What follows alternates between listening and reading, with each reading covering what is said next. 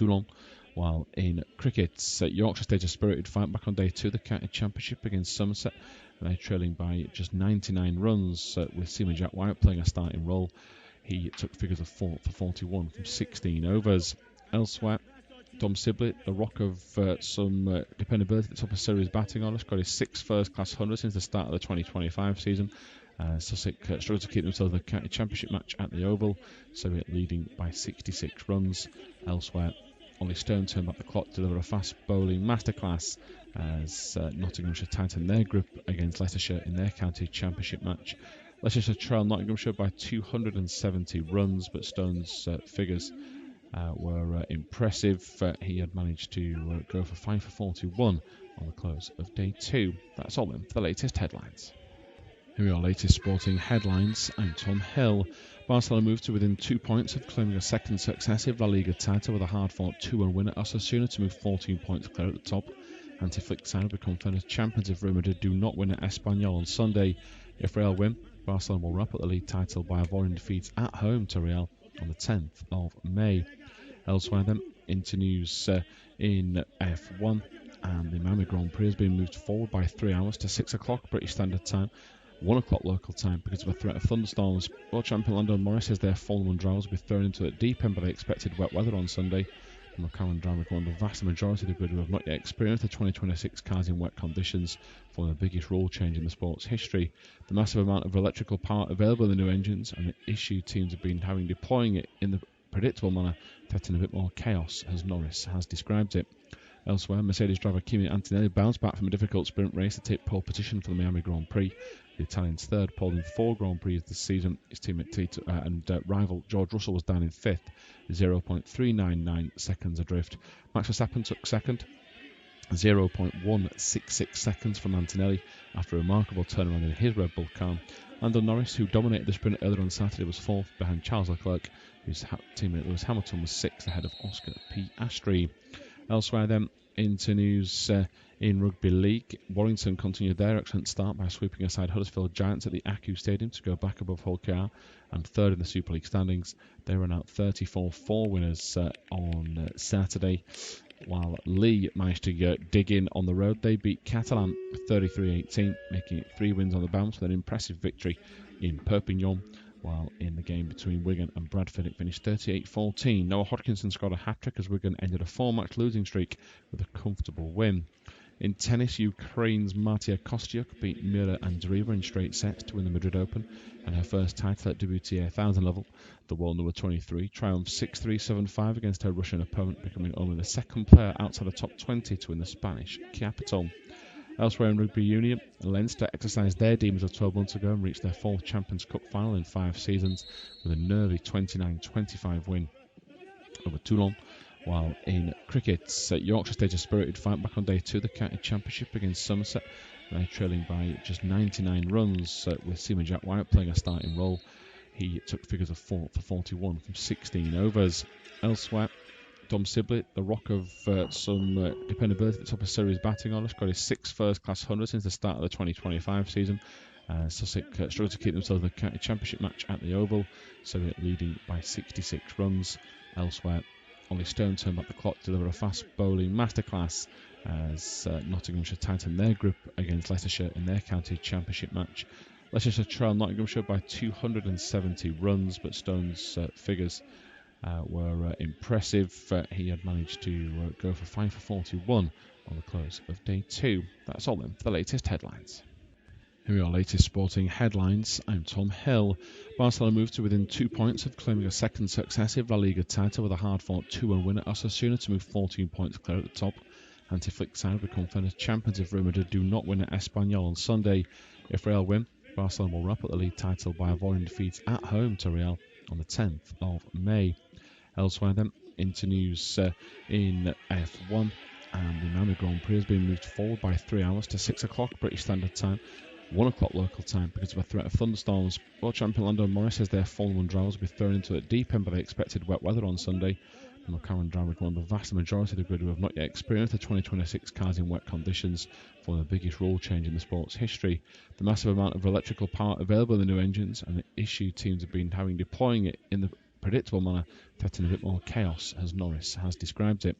Elsewhere, Mercedes driver Kimi Antonelli bounced back from a difficult sprint race to take pole position for the Miami Grand Prix.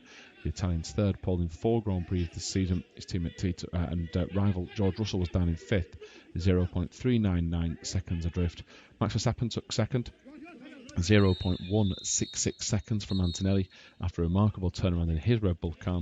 Lando Norris, who dominated the sprint earlier on Saturday, was 4th behind Charles Leclerc, whose teammate Lewis Hamilton was 6th ahead of Oscar Piastri. Elsewhere then, into news in Rugby League, Warrington continued their excellent start by sweeping aside Huddersfield Giants at the Aku Stadium to go back above Hull KR and third in the Super League standings. They ran out 34-4 winners on Saturday, while Lee managed to dig in on the road. They beat Catalan 33-18, making it 3 wins on the bounce with an impressive victory in Perpignan. While in the game between Wigan and Bradford, it finished 38-14. Noah Hodkinson scored a hat-trick as Wigan ended a 4-match losing streak with a comfortable win. In tennis, Ukraine's Martia Kostyuk beat Mira Andreeva in straight sets to win the Madrid Open and her first title at WTA 1000 level. The world number 23 triumphed 6-3, 7-5 against her Russian opponent, becoming only the second player outside the top 20 to win the Spanish capital. Elsewhere in Rugby Union, Leinster exercised their demons of 12 months ago and reached their 4th Champions Cup final in 5 seasons with a nervy 29-25 win over Toulon. While in cricket, Yorkshire staged a spirited fight back on day 2 of the county championship against Somerset. They're trailing by just 99 runs with Seaman Jack White playing a starting role. He took figures of 4 for 41 from 16 overs. Elsewhere, Dom Sibley, the rock of some dependability at the top of series batting order, scored his 6th first-class 100 since the start of the 2025 season. Sussex struggled to keep themselves in the county championship match at the Oval, so we're leading by 66 runs. Elsewhere, Ollie Stone turned back the clock to deliver a fast bowling masterclass as Nottinghamshire tightened their grip against Leicestershire in their county championship match. Leicestershire trailed Nottinghamshire by 270 runs, but Stone's figures were impressive. He had managed to go for 5 for 41 on the close of day 2. That's all then for the latest headlines. Here are our latest sporting headlines. I'm Tom Hill. Barcelona moved to within 2 points of claiming a second successive La Liga title with a hard-fought 2-1 win at Osasuna to move 14 points clear at the top. Anti-Flick side will become confirmed as champions if Real Madrid do not win at Espanyol on Sunday.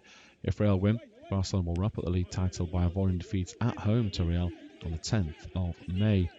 Elsewhere then, into news in F1, and the Miami Grand Prix has been moved forward by 3 hours to 6 o'clock British Standard Time, 1 o'clock local time because of a threat of thunderstorms. World champion Lando Norris says their Formula 1 drivers will be thrown into the deep end by the expected wet weather on Sunday.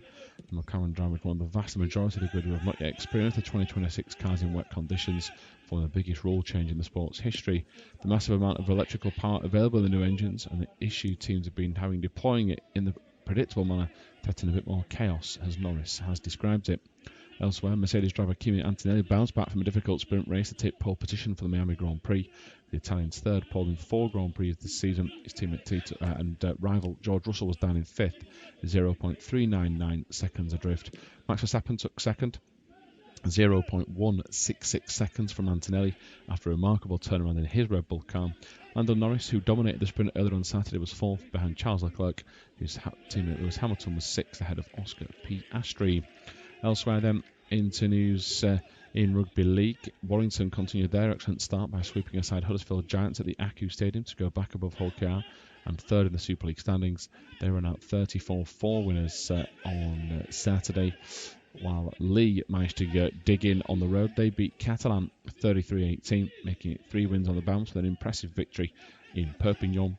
While in the game between Wigan and Bradford, it finished 38-14. Noah Hodkinson scored a hat-trick as Wigan ended a 4-match losing streak with a comfortable win. In tennis, Ukraine's Martia Kostyuk beat Mira Andreeva in straight sets to win the Madrid Open and her first title at WTA 1000 level. The world number 23 triumphed 6-3, 7-5 against her Russian opponent, becoming only the second player outside the top 20 to win the Spanish capital. Elsewhere in Rugby Union, Leinster exercised their demons of 12 months ago and reached their 4th Champions Cup final in 5 seasons with a nervy 29-25 win over Toulon. While in cricket, Yorkshire staged a spirited fight back on day 2 of the county championship against Somerset. They're trailing by just 99 runs with Seaman Jack White playing a starting role. He took figures of 4 for 41 from 16 overs. Elsewhere, Dom Sibley, the rock of some dependability at the top of series batting order, scored his sixth first-class 100 since the start of the 2025 season. Sussex struggled to keep themselves in the county championship match at the Oval, Surrey leading by 66 runs. Elsewhere, Ollie Stone turned back the clock to deliver a fast bowling masterclass as Nottinghamshire tightened their grip against Leicestershire in their county championship match. Leicestershire trailed Nottinghamshire by 270 runs, but Stone's figures were impressive.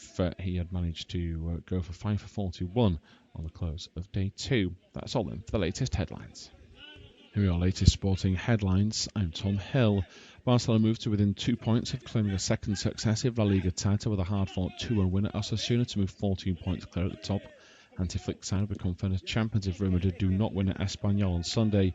If Real win, Barcelona will wrap up the league title by avoiding defeats at home to Real on the 10th of May.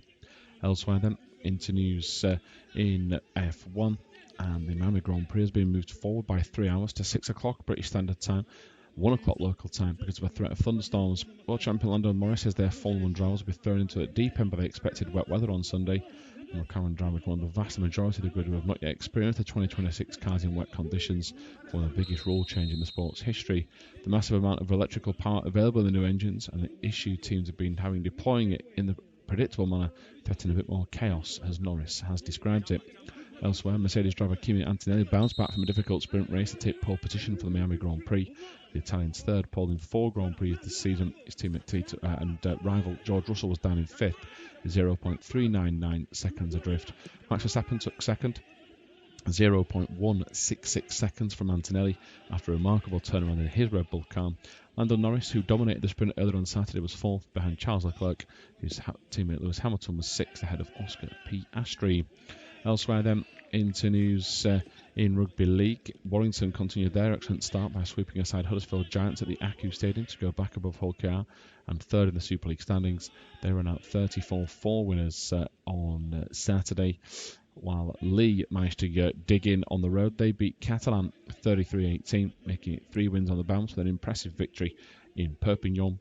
While in the game between Wigan and Bradford, it finished 38-14. Noah Hodkinson scored a hat-trick as Wigan ended a 4-match losing streak with a comfortable win. In tennis, Ukraine's Martia Kostyuk beat Mira Andreeva in straight sets to win the Madrid Open and her first title at WTA 1000 level. The world number 23 triumphed 6-3, 7-5 against her Russian opponent, becoming only the second player outside the top 20 to win the Spanish capital. Elsewhere in Rugby Union, Leinster exercised their demons of 12 months ago and reached their 4th Champions Cup final in 5 seasons with a nervy 29-25 win over Toulon. While in cricket, Yorkshire staged a spirited fight back on day 2 of the county championship against Somerset, and they're trailing by just 99 runs with Seaman Jack White playing a starting role. He took figures of 4 for 41 from 16 overs. Elsewhere, Dom Sibley, the rock of some dependability at the top of series batting order, scored his 6th first-class 100 since the start of the 2025 season. Sussex struggled to keep themselves in the county championship match at the Oval, Surrey leading by 66 runs. Elsewhere, Ollie Stone turned back the clock to deliver a fast bowling masterclass as Nottinghamshire tightened their grip against Leicestershire in their county championship match. Leicestershire trailed Nottinghamshire by 270 runs, but Stone's figures were impressive. He had managed to go for 5 for 41 on the close of day 2. That's all then for the latest headlines. Here are our latest sporting headlines. I'm Tom Hill. Barcelona moved to within 2 points of claiming a second successive La Liga title with a hard-fought 2-1 win at Osasuna to move 14 points clear at the top. Anti-Flick side will become first champions if Real Madrid do not win at Espanyol on Sunday. If Real win, Barcelona will wrap up the league title by avoiding defeats at home to Real on the 10th of May. Elsewhere then, into news in F1, and the Miami Grand Prix has been moved forward by 3 hours to 6 o'clock British Standard Time, 1 o'clock local time because of a threat of thunderstorms. World champion Lando Norris says their Formula 1 drivers will be thrown into the deep end by the expected wet weather on Sunday. The McLaren driver is one of the vast majority of the grid who have not yet experienced the 2026 cars in wet conditions, for the biggest rule change in the sport's history.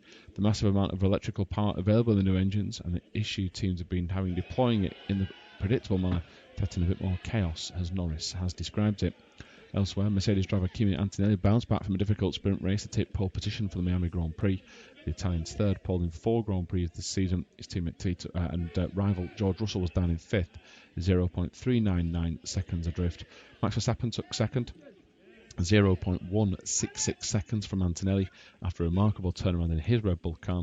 Lando Norris, who dominated the sprint earlier on Saturday, was 4th behind Charles Leclerc, whose teammate Lewis Hamilton was 6th ahead of Oscar Piastri. Elsewhere then, into news in Rugby League, Warrington continued their excellent start by sweeping aside Huddersfield Giants at the Aku Stadium to go back above Hull KR and third in the Super League standings. They ran out 34-4 winners on Saturday, while Lee managed to dig in on the road. They beat Catalan 33-18, making it 3 wins on the bounce with an impressive victory in Perpignan. While in the game between Wigan and Bradford, it finished 38-14. Noah Hodkinson scored a hat-trick as Wigan ended a 4-match losing streak with a comfortable win. In tennis, Ukraine's Martia Kostyuk beat Mira Andreeva in straight sets to win the Madrid Open and her first title at WTA 1000 level. The world number 23 triumphed 6-3, 7-5 against her Russian opponent, becoming only the second player outside the top 20 to win the Spanish capital. Elsewhere in Rugby Union, Leinster exercised their demons of 12 months ago and reached their 4th Champions Cup final in 5 seasons with a nervy 29-25 win over Toulon. While in cricket, Yorkshire staged a spirited fight back on day 2 of the county championship against Somerset. They're trailing by just 99 runs with Seaman Jack White playing a starting role. He took figures of 4 for 41 from 16 overs. Elsewhere, Dom Sibley, the rock of some dependability at the top of series batting order, scored his 6th first-class 100 since the start of the 2025 season. Sussex struggled to keep themselves in the county championship match at the Oval, Surrey leading by 66 runs. Elsewhere, Ollie Stone turned back the clock to deliver a fast bowling masterclass as Nottinghamshire tightened their grip against Leicestershire in their county championship match. Leicestershire trailed Nottinghamshire by 270 runs, but Stone's figures were impressive. He had managed to go for 5 for 41 on the close of day 2. That's all then for the latest headlines. Here are our latest sporting headlines. I'm Tom Hill. Barcelona moved to within 2 points of claiming a second successive La Liga title with a hard-fought 2-1 win at Osasuna to move 14 points clear at the top. Anti-Flick side will become first champions if Real Madrid do not win at Espanyol on Sunday. If Real win, Barcelona will wrap up the league title by avoiding defeats at home to Real on the 10th of May.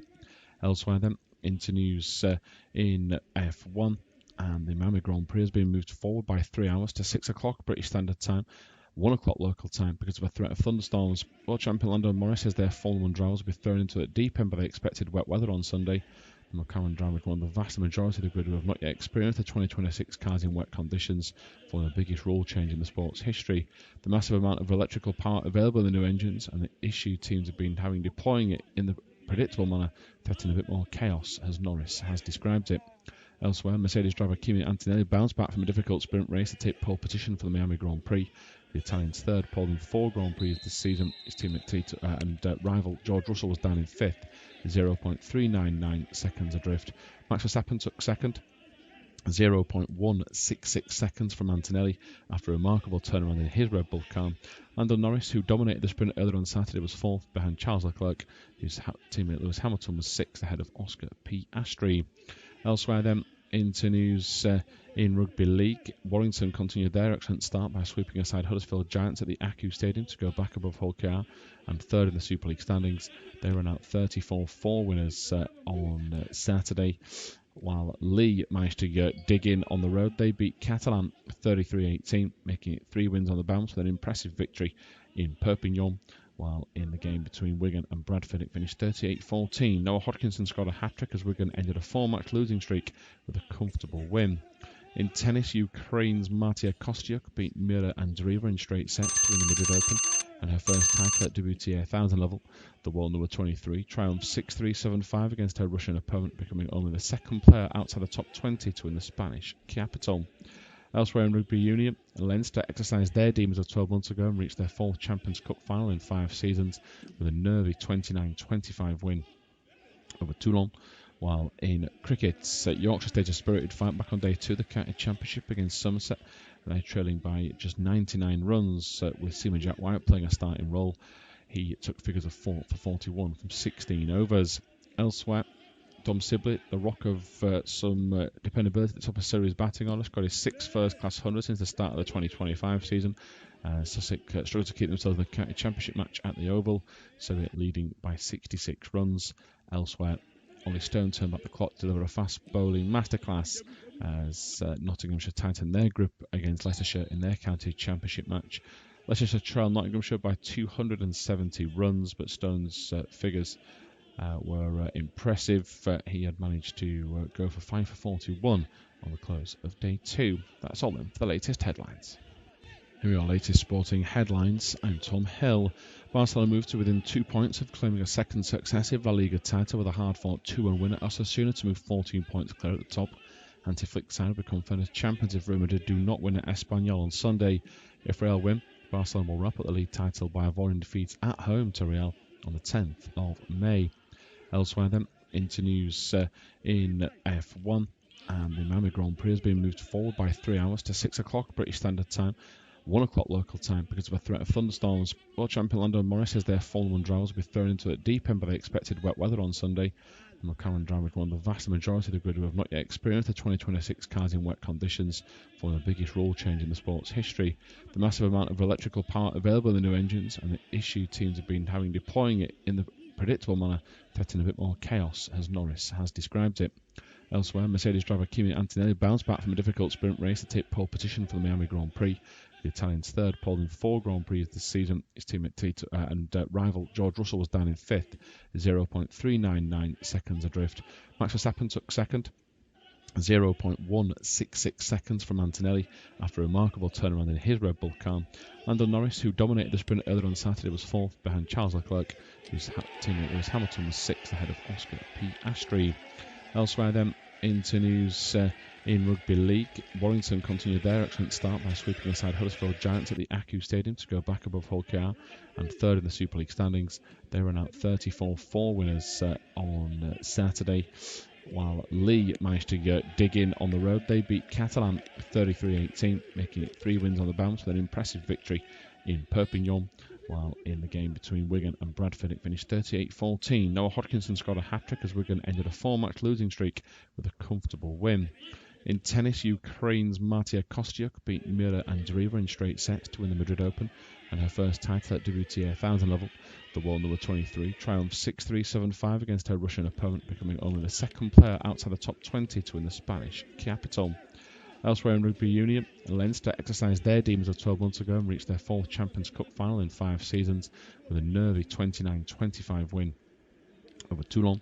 While in cricket, Yorkshire staged a spirited fight back on day 2 of the county championship against Somerset, and they're trailing by just 99 runs with Seaman Jack White playing a starting role. He took figures of 4 for 41 from 16 overs. Elsewhere, Dom Sibley, the rock of some dependability at the top of series batting order, scored his 6th first-class 100 since the start of the 2025 season. Sussex struggled to keep themselves in the county championship match at the Oval, Surrey leading by 66 runs. Elsewhere, Ollie Stone turned back the clock to deliver a fast bowling masterclass as Nottinghamshire tightened their grip against Leicestershire in their county championship match. Leicestershire trailed Nottinghamshire by 270 runs, but Stone's figures were impressive. He had managed to go for 5 for 41 on the close of day 2. That's all then for the latest headlines. Here we are, latest sporting headlines. I'm Tom Hill. Barcelona moved to within 2 points of claiming a second successive La Liga title with a hard-fought 2-1 win at Osasuna to move 14 points clear at the top. Anti-Flick side will become defending champions if Real Madrid do not win at Espanyol on Sunday.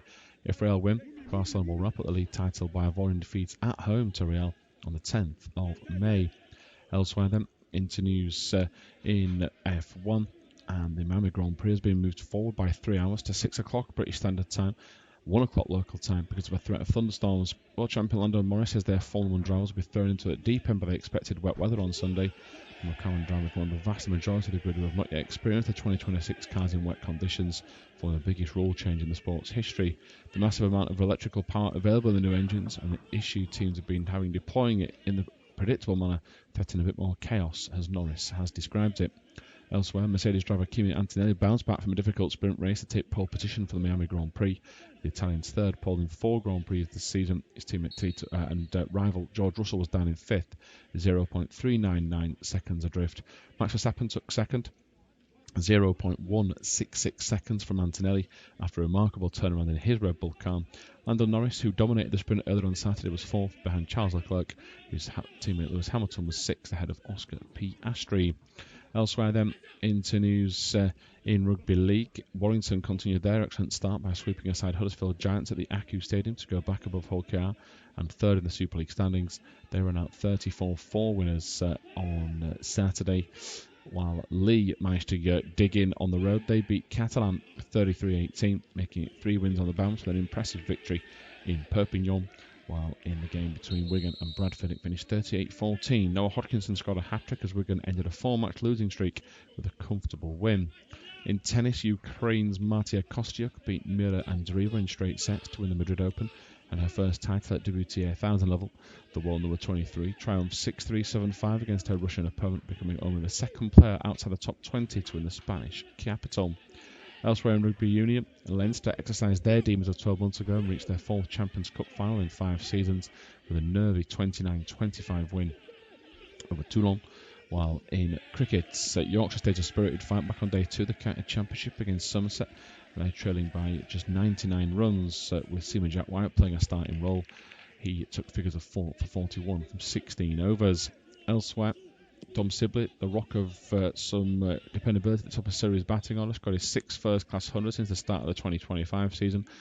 Sussex struggled to keep themselves in the County Championship match at the Oval, Surrey leading by 66 runs. Elsewhere, Ollie Stone turned back the clock to deliver a fast bowling masterclass as Nottinghamshire tightened their grip against Leicestershire in their County Championship match. Leicestershire trailed Nottinghamshire by 270 runs, but Stone's figures were impressive. He had managed to go for 5 for 41 on the close of day 2. That's all then for the latest headlines. Here are our latest sporting headlines. I'm Tom Hill. Barcelona moved to within 2 points of claiming a second successive La Liga title with a hard-fought 2-1 win at Osasuna to move 14 points clear at the top. Anti-Flick side will become defending champions if Real Madrid do not win at Espanyol on Sunday. If Real win, Barcelona will wrap up the league title by avoiding defeats at home to Real on the 10th of May. Elsewhere then, into news in F1, and the Miami Grand Prix has been moved forward by 3 hours to 6 o'clock British Standard Time, 1 o'clock local time because of a threat of thunderstorms. World champion Lando Norris says their Formula 1 drivers will be thrown into the deep end by the expected wet weather on Sunday. The McLaren driver is one of the vast majority of the grid who have not yet experienced the 2026 cars in wet conditions, following the biggest rule change in the sport's history. The massive amount of electrical power available in the new engines and the issue teams have been having deploying it in the predictable manner threaten a bit more chaos, as Norris has described it. Elsewhere, Mercedes driver Kimi Antonelli bounced back from a difficult sprint race to take pole position for the Miami Grand Prix. The Italian's third pole in 4 Grand Prix this season. His teammate and rival George Russell was down in 5th, 0.399 seconds adrift. Max Verstappen took second, 0.166 seconds from Antonelli after a remarkable turnaround in his Red Bull car. Lando Norris, who dominated the sprint earlier on Saturday, was 4th behind Charles Leclerc, whose teammate Lewis Hamilton was 6th ahead of Oscar Piastri.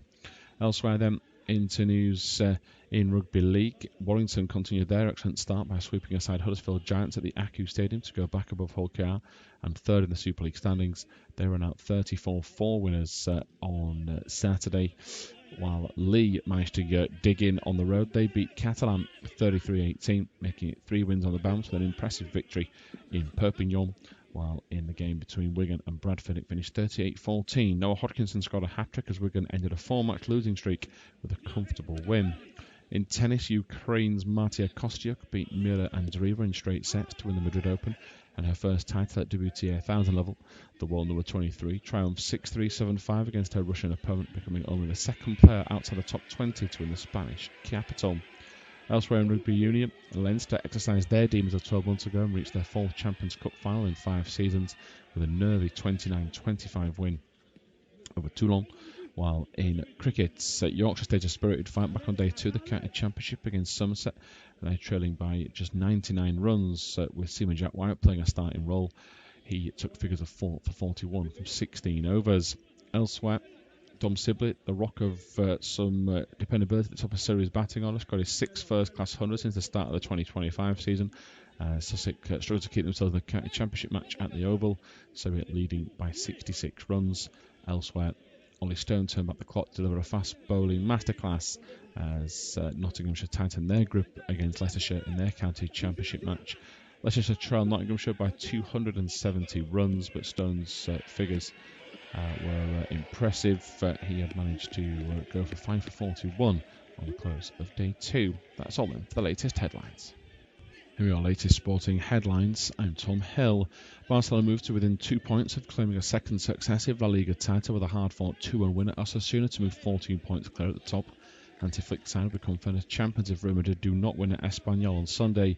If Real win, Barcelona will wrap up the league title by avoiding defeats at home to Real on the 10th of May. Elsewhere then, into news in F1, and the Miami Grand Prix has been moved forward by 3 hours to 6 o'clock British Standard Time, 1 o'clock local time because of a threat of thunderstorms. World champion Lando Norris says their Formula 1 drivers will be thrown into the deep end by the expected wet weather on Sunday.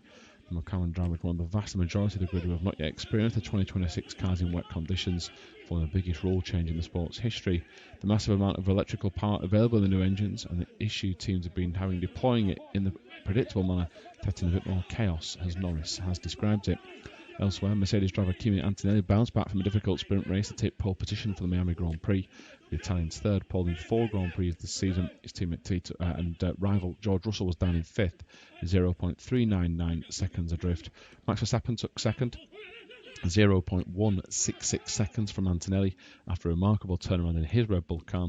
Lando Norris, who dominated the sprint earlier on Saturday, was 4th behind Charles Leclerc, whose teammate Lewis Hamilton was 6th ahead of Oscar Piastri.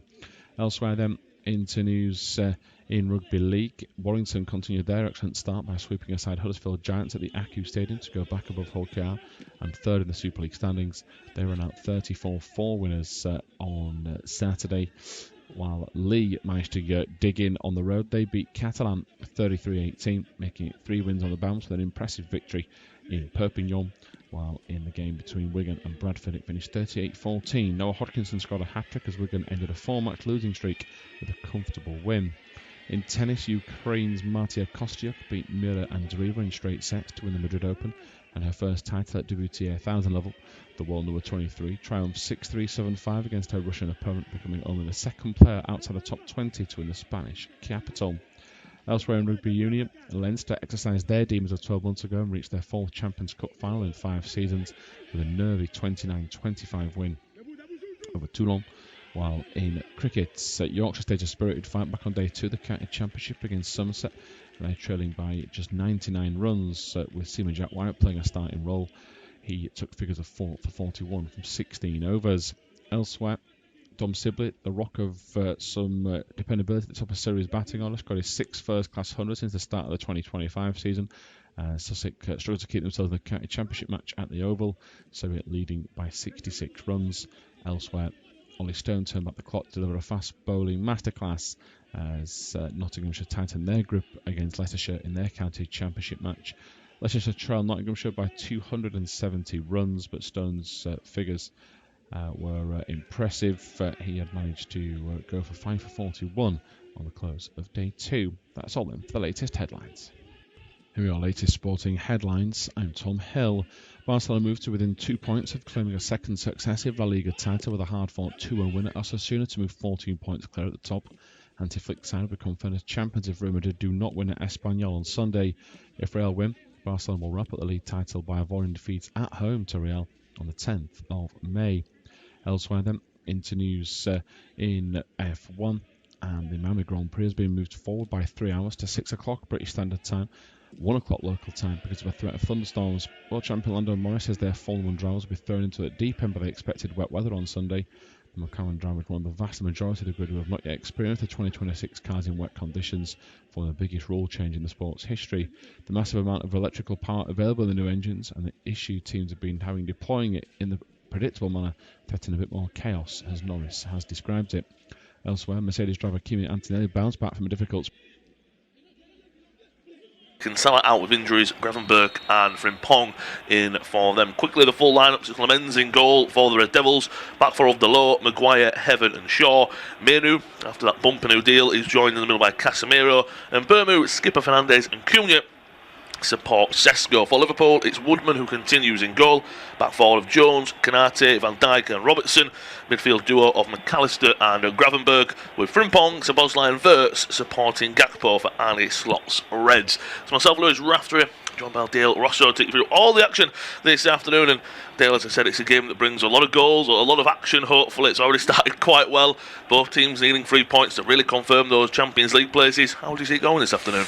Well, I think it's a tough one to call. Overall, I think, as you said, it's two teams, third and fourth, and honestly, they couldn't be closer than they currently are. 3 points separating them, but even within that, only one difference in goal difference. If Liverpool were to win this game by 1, it would go down to goals 4, which Manchester United lead, but only by 3. And then the same for goals conceded this season, only 2 goals separating the two sides, so it really could go either way. Both teams not the best defensively, but also can get goals going forward, so nonetheless, I think it'll be an entertaining affair. Well, I think you're absolutely spot on with that. The last few games in head-to-head streaks, well, no clean sheet for Manchester United since a goalless draw at Anfield in December 23.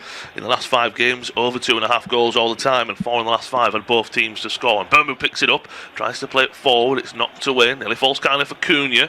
Casemiro heads it forward to Mbeumo. What form he's been in this season, the Brazilian. And Mbeumo swings one into Sesko, just over his head, out for a goal kick. Already seen quite early that crossing from Fernandez earlier. And Mbeumo there trying to feed the forward. It came from a poor pass and maybe a mistake, you would say, from Woodman. I can imagine a lot of pressure on his shoulders this afternoon, as of course injuries to both the Liverpool goalkeepers, both starting ones usually. It's a good ball in by Mbeumo, just a little bit off the head of Sesko. Of course, Van Dijk and Kanate, they'll have their hands full with him, but they're almost trying to peel off a little bit and go against more Curtis Jones. And Curtis Jones isn't a small player by any chance, but you would back Sesko over Jones, whereas Kanate and Van Dijk, they'll give him obviously a much stronger battle than the right back would.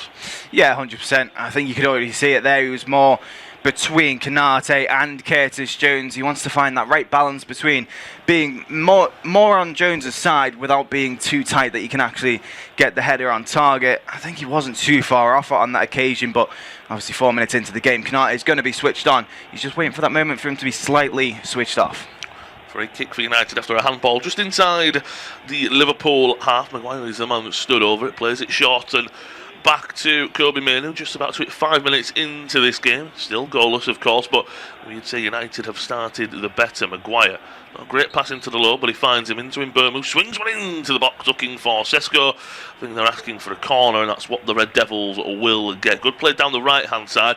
Thought for a moment Delo had made that pass a little bit later and Mbeumo had gone offside. It was well run. That's a good run from Sesko into that front post area, but well defended by Kanate. Yeah, it was really well defended by Kanate. It seems like he's been told to stick to Sesko as much as he can, essentially follow him around, and the back three will deal with the rest. And I think that's a smart tactic if that seems to be the case, because I think Kanate, more so than Van Dijk, has that freedom to stick with them. Yeah, he's got that maybe more pace and power about him at this age as well. Free kick comes in, a set piece of corner comes in, apologies. Falls for Cunha on the edge of the area. He gets a second bite of the cherry, and it goes in the back of the net. The Brazilian, what a start for the Red Devils. His strike was blocked straight away, but he gets his 9th goal in the Premier League this season. The Brazilian enjoying life at Old Trafford. It took him a while to get going after his move from Wolves, but now he's really enjoying life at Old Trafford. Was poor from Liverpool. The first shot, okay, fair enough, but I think the second one, you need players to get out there. What a start for the Red Devils. How will the Red side from Merseyside respond? It's Manchester United 1, Liverpool 0. Yeah, Liverpool will have to turn this around quite quick, actually. They've conceded very early on in this game, and obviously it's not what they would have wanted. The ball came into the box. It should have been dealt with on the near post. It wasn't dealt with well by Andy Robertson. Then the fair shot was blocked by Gravenberch, and you can see about 5 players all deciding to stand where they are in front of them to try and make the block, as opposed to actually going out and challenge the second shot of Cunha. It does take a nasty deflection off the backside of Alexis McAllister, it seems. Freddie Woodman caught unsighted, but he doesn't cover himself in glory either. Yeah, he's like you said, he does take a wicked deflection off of the the backside of the Argentine midfielder. But as you say, Woodman, he's nowhere close to it. If he's a little bit closer, I would give him a bit more of that due. But I do think he should be doing a little bit better there. Not the start that Liverpool will have wanted, exactly the start that the Red Devils will have wanted, and of course that puts them on 64 points. Bournemouth, of course, they're playing, but they're now 12 points above Bournemouth with 9 points to go with 3 games to go. So it does confirm the Champions League spaces for Manchester United if they were to continue at this pace. Liverpool come forward, ball into the box. Well, Gakpo, his header well dealt with by Maguire. But that was a good spell of play there from Liverpool. Good to respond. I'm not saying that he was offside, actually. Apologies. Anyway, it wasn't the greatest of headers, but Casemiro and Maguire did a really good job on him there. And they scored against Brentford. They were 2-0 up by half-time. In the second half, they really slowed it down, did the Red Devils, and just wanted to come away with the win and the performance. Looking at the stats so far in the game, 3 shots, 2 inside the box for the Red Devils. Touches in the opposition box 5, 3 crosses. It's been a flying start for Manchester United. I remember a good few weeks ago now where Leeds United rocked up to Old Trafford and came with all 3 points. They were slow out of the gates, quite clearly in another big clash against a big rival, Michael Carrick's gone, no, we've got to be the aggressor, we've got to be the better side. And at the moment, Liverpool, I think they've responded well. I know it's only been 2 minutes since United scored, but United now back on the ball. Look, there's a lot of confidence going through them. And Liverpool have won their last 3 and have rebounded back in a very nice fashion. But as you said earlier, Dale, which you were spot on, both these teams are great at attacking, very poor at defending. So I won't put it past, obviously, Liverpool getting at least a goal and back in this game, possibly. No, certainly not. I mean, it wasn't great defending from Liverpool in any way, shape or form, but that doesn't discredit at all how they've come into this game, and they're looking to start quick, they're looking to move the ball around and getting behind this Manchester United defence. But I think the way that Manchester United have started tactically, you can just see how they're trying to get forward. For now, it seems like Liverpool are just putting a couple of passes together and hoping they can get forward. Liverpool with the throw-in, McAllister and Konate almost gets in each other's way there from the header into the feet of Gakpo, tackled well by Mainu. Maguire slides in with some Boslights, poked away only as far as Gravenberch, back out to the right hand side where Jones is occupying the space. 1-2 between McAllister, back out to Gravenberch on the right hand side. Frimpong's in really wide on that right hand side, offering that width and maybe just trying to push Luke Shaw a little bit further back. At the moment, Bruno Fernandes off the left-hand side defending, and Cunha at the moment is a man pressing the ball with Van Dijk on it. Liverpool skipper to Konate, just about to hit 10 minutes on the clock at Old Trafford. Thanks to a Mateus Cunha strike that was deflected off of Alexis McAllister. It's Manchester United 1, Liverpool 0. So ball's line to the overlapping, and Gravenberch on the right-hand side. Ball comes in, cleared away by United.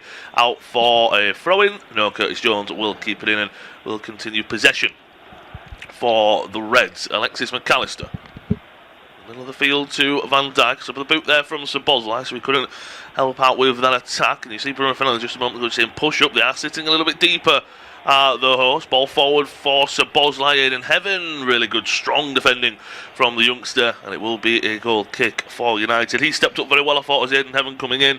Of course it was Maguire and Martinez who started under Carrick, at least, as the 2 centre-backs in that return to a back 4.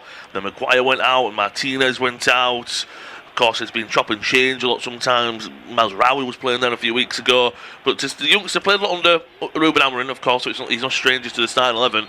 But he's come in and he's done a great job, and he doesn't look out of place. No, he certainly doesn't. And I think for youngsters coming into a team like Manchester United, of course, he's only 19 years of age, and yes, he's already played under Ruben Amorim, but it was an opportunity for him to step into this side and prove himself to Michael Carrick more so than anyone else, and playing in a back 4 as opposed to a back 3. So it was a big opportunity for him, and he stepped up really well. I think you're right. Sometimes in that back 3, most of the time it's a certain position. For example, he's playing on the left-hand side of a back 3 where you've got 2 centre-backs next to you. But as a youngster, probably a nice position to come into. As you say, you've got to prove yourself. Can you play in a back 4? And I can imagine that he was quite used to playing a back 3 because that's all he played at for Manchester United. Szoboszlai brings down Kobe Mainu. Of course, how different times are from, well, this time last year, this time 6 months ago. He was on the outs at Old Trafford, and now he signed a new bumper deal and probably one of the first names on the team sheet for Michael Carrick. He's only missed one game since Carrick took charge, and that was due to a bit of a knock he picked up, and that was in the game against Leeds where Ugarte started, and they lost that game, so that proves how important he is to the Red Devils. 14th game in charge for Michael Carrick. In the 13, he's won 9, drawn 2, and lost 2, so a great effort looking for his 10th win in 14 games as Red Devils boss Manu. To left-hand side to Heaven. Shaw providing that width. A great pass from Manu or Shaw. You're nearly intercepted there by Heaven. Maguire then plays a poor pass, and it's very, very in the middle of the field that no one can get a touch at the moment. Robertson tries to take it down the byline. Well defended by Delors. And Berman picks it up. He's tracking back last off of the Cameroonian out for a throw-in for Liverpool. And Liverpool, I think, just getting the foot on the ball. Of course, United are still trying to get on the ball and defend, but because the goal came so early, I can't sit here and say United were pressing high and not, but they are sitting back a little bit. Gravenberch, nice feet into Wirtz, back to Szoboszlai. He's got Frimpong on the overlap. He'll use him just inside the right-hand side of the penalty area. Poor pass back to Szoboszlai. Szoboszlai stretching to get there. He gets it into Curtis Jones. Kanate nearly intercepted there from behind by Bruno Fernandes. Well, Liverpool, they're on the ball, and United sitting back a little bit, but they have that 1-0 lead, and obviously the danger on the counter. Yeah, very dangerous on the counter, and I think for Manchester United now it's an opportunity for them to say, okay, we've got that first goal, now we can just sit back a little bit, not entirely, sit back and park the bus, but we can sit back, see what Liverpool can actually show us, try and hit them on the counter. Ball into the box from Fernandes. Sesko's there, he gets a touch, might be an offside as well. Play will continue for now. It's well saved by Woodman. Mateus Cunha picks it up. Shaw whips one into the back six. Fernandes is there. Header back into the box. Sesko's there. Shouts of offside. No. Fernandes nods it into the middle. Sesko puts it in the back over the net. And that is the 20th assist for Bruno Fernandes this season, equaling De Bruyne and Thierry Henry's record. What a time to do it. Lovely header at the back sticks from the Portuguese midfielder. And it's nodded in by Sesko. It is Manchester United 2, Liverpool 0. And again, Liverpool not defending well at all. It was a good ball into the box that found Fernandes on the back post. He then heads it back across. It's not entirely sure if it was a shot or a pass for Sesko from Fernandes. Woodman gets a hand to it, but realistically it needs to be a lot stronger and a lot firmer to push it away from the goal. The pass from Mbeumo to find Fernandes on this right-hand side is brilliant. Passing to Sesko. Sesko appears to be onside, so there'll be no review of that. That save from Woodman was a good one. Obviously, his hands have always been questioned in a Liverpool shirt, but Manchester United recycle it well. Ball into the back post. Fernandes to Sesko again, definitely onside. And Woodman gets the hand, just pushes it onto the thigh of Benjamin Sesko. I wonder if the stat man will be quite mean to Fernandes there and take away the assist. Yeah, first apologies. I thought that Sesko nodded it onto Woodman's hand and it was in the back of the net, so I think you're right. Apologies. I'm saying about the 20th assist for Fernandes, maybe going a little bit early there. I think it will go down as a Sesko goal, but Dale is spot on. He saves it, paws it onto the right thigh, if you will, of Benjamin Sesko. So I don't think that will go down as a Fernandes assist. So he's still waiting on that record breaking one. I might have gone a little bit early there. As I say, Woodman will be disappointed, but I think Liverpool as well would be disappointed because we're getting back into it, and that's basically one swift counter-attack. They didn't defend it well from the ball and from Fernandes anyway. As you were saying, Sesko got the shot on target. Decent save from Woodman. But then they didn't get back. It was poor at the back sticks. Bruno Fernandes is no known header of football. He puts it back in a dangerous area, and Sesko, he gets on the blind side of Van Dijk. It's really poor as a whole. The whole sequence is quite poor from Liverpool for me. There is a VAR review. Yeah, they're going to check this for a possible handball. If this gets ruled out, that would be so poor from a footballing point of view. If it touches Sesko's hand, it's grazed his fingernail at most. Yeah. It's bounced off the thigh. It was going in. There's no one to stop it. It doesn't give it any extra speed or doesn't even change the momentum of the ball. I mean, if this does get ruled out, Manchester United will feel so hard done by. Yeah, it's just a scrape of the fingernail, scrape of the top of the left middle finger, the left index finger, ended by Sesko's look. I think it might be ruled out. And if it is ruled out, I think it's a bit of a sigh of relief for Liverpool. Yeah, 100%. As we said, Liverpool haven't been defending this well at all.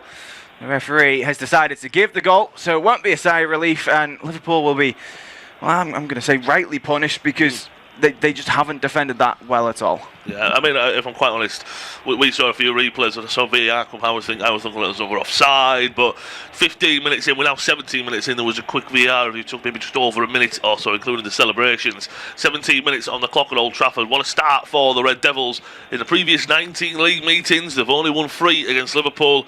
At the 20th league meeting in that time, looking like they're going to get their 4th. Liverpool have to respond. It's Manchester United 2, Liverpool 0. Goals from Cunha and from Sk. Down the left-hand side, Wirtz, ball into the box, cleared away by Maguire.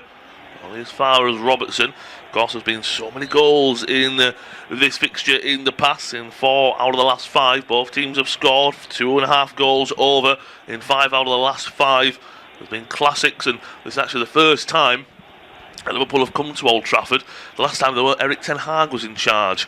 It seems so long ago since the Dutchman was in charge of the Red Devils. Have been to Anfield a few times, tasted a win and a draw. But the last time they were at Old Trafford, they were victorious in a fantastic game. At the moment, also Fernandes, just having a quick look on some stats, just because it would be a record-breaking moment. Fernandes, he's given the assist for the time being. That could be reviewed, and watching it back, Woodman, as you said, he paws it onto the right thigh of Sk, so I think that'll get overturned. And I mean, I think as well, Bruno Fernandes, he will want the assist in a more credible fashion as well, won't he?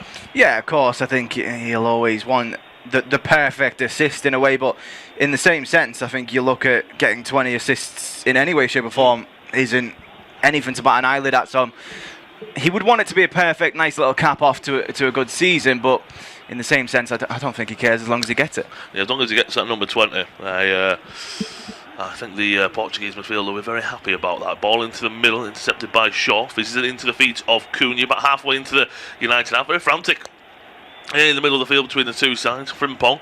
We feel that Liverpool just haven't got going in this game so far. Just a quick look at the stats. 5 shots for United, 3 on target. Liverpool have even mustered up a shot so far. Gakpo's header was, of course, offside. So Bosley, is he taken down there by Casemiro? Yes, but advantage is played by the referee, the official this afternoon. Darren England, Gravenberch, centrally to Van Dijk. United are sitting back a little bit more now, pressing the ball as well, sitting deep in a 4-4-2 block.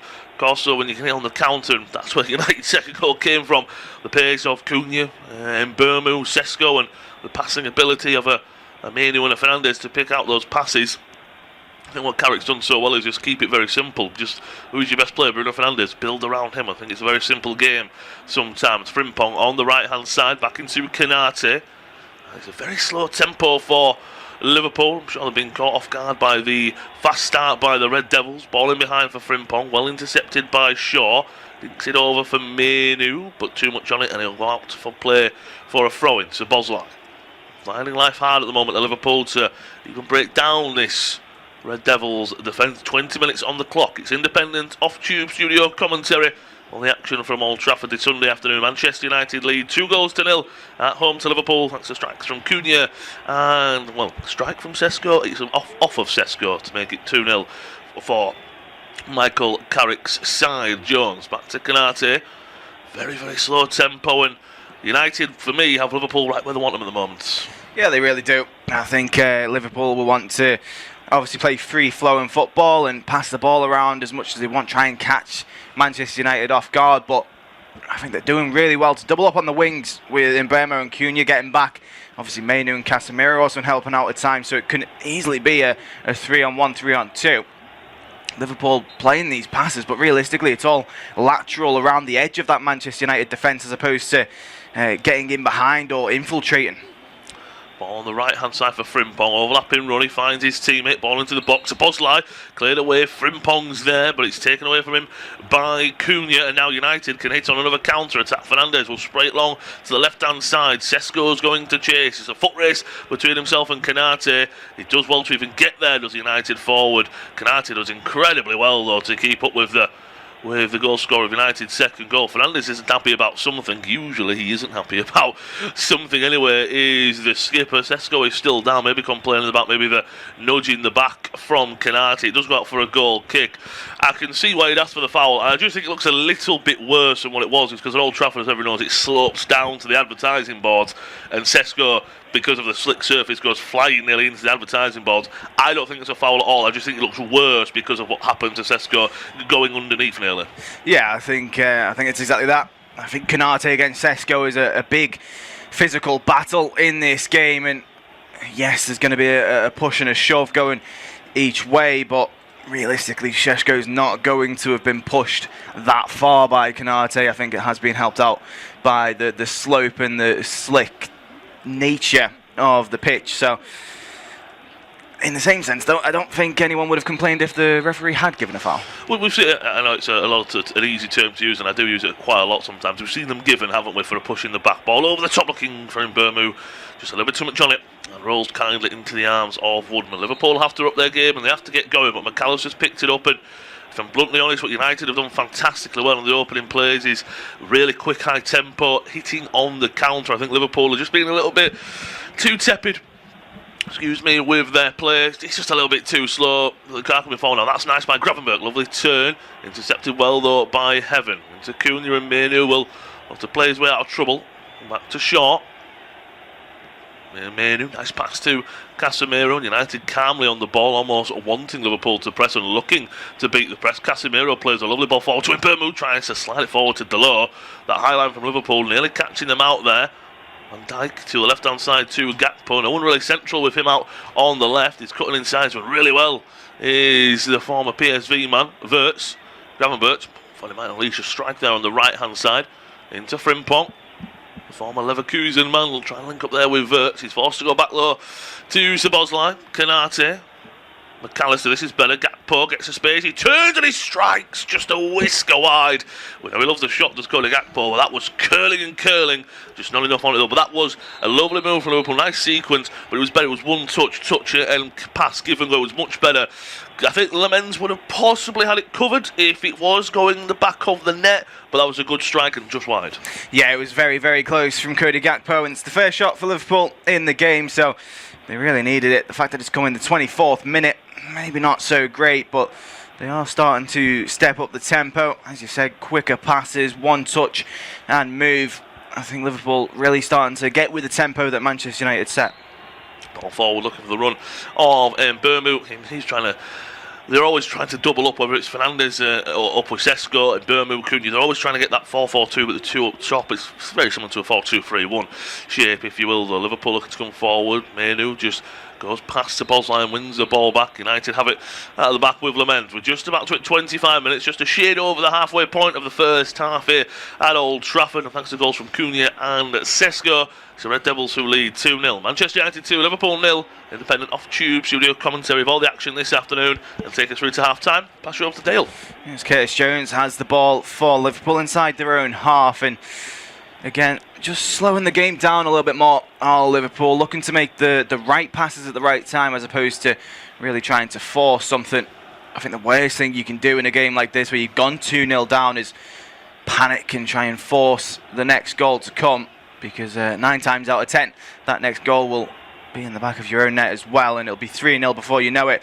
And that's how games can get out of hand. So Liverpool just trying to control the game for what it is right now, and then try and find a way back into it as the game goes on. Liverpool have won a free kick inside the Manchester United half.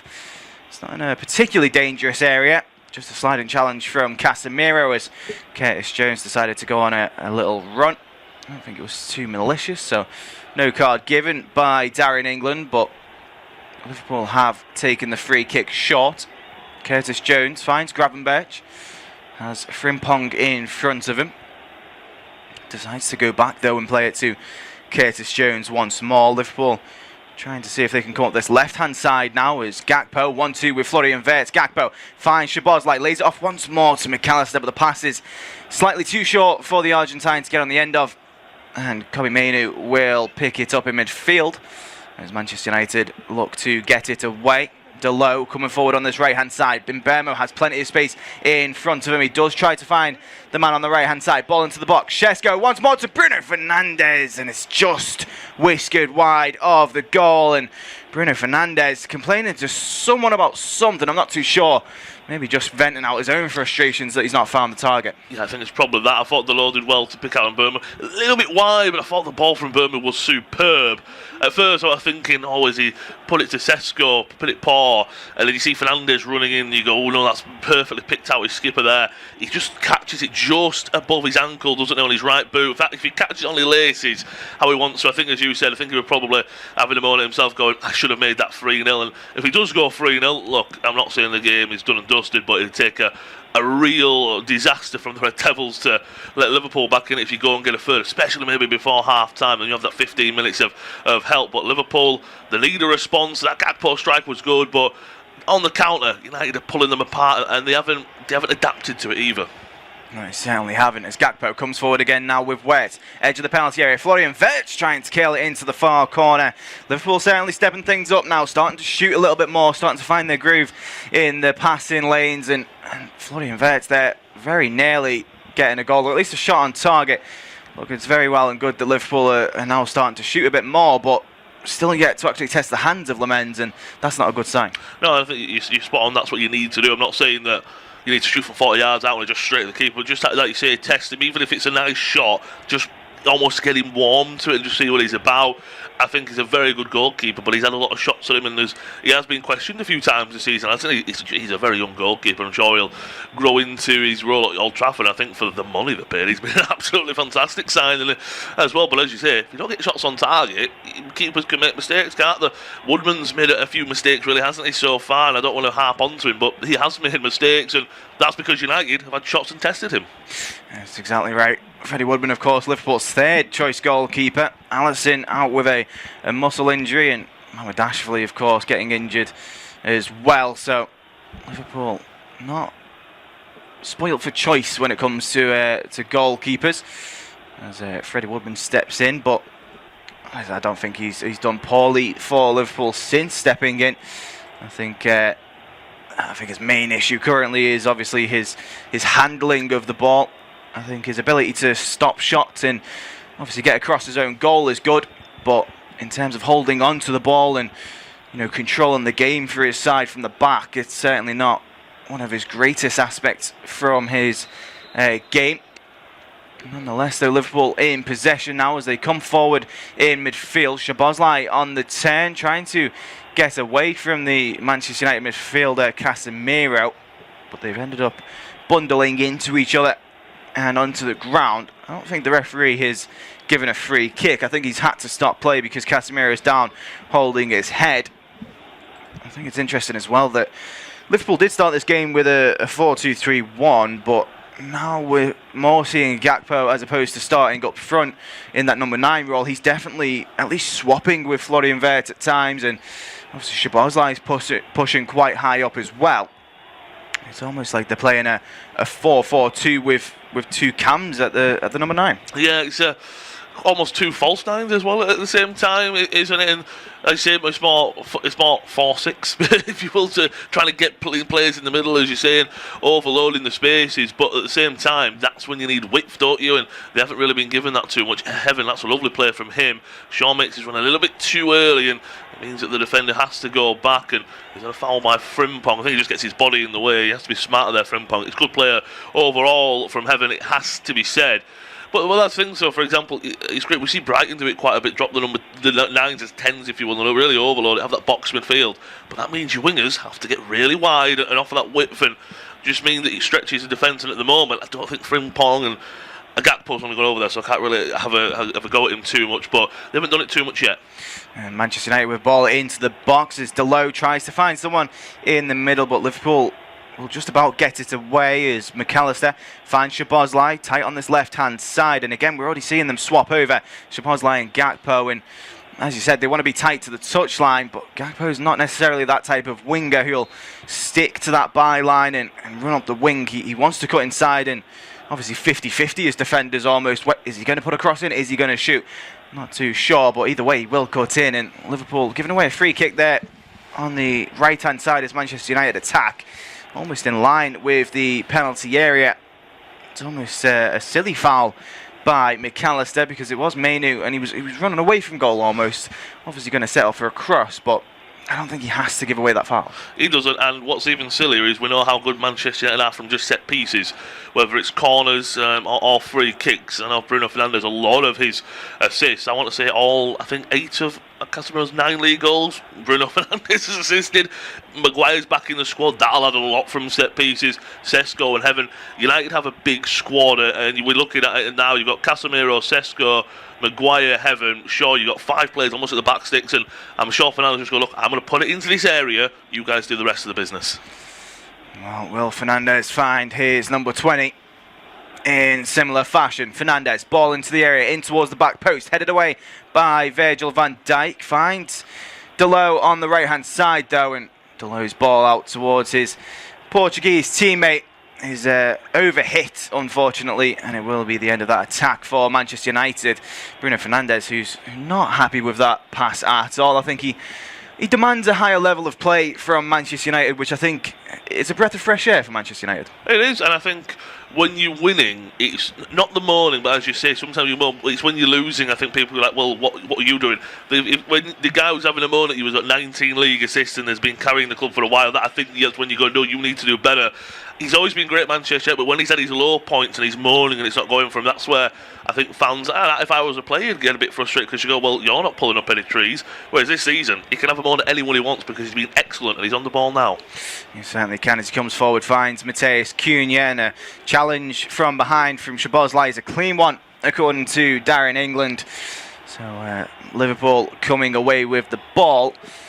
Playing it back to Woodman, though, not particularly good with his feet. Finds Konate, the Frenchman on the 10, battling away with Matheus Cunha, wins the free kick and taken relatively quickly, although potentially more injury problems for Liverpool as our camera focuses on Florian Wirtz, who's holding the lower part of his ankle, the top of his foot, just the top of his right boot more than anything else.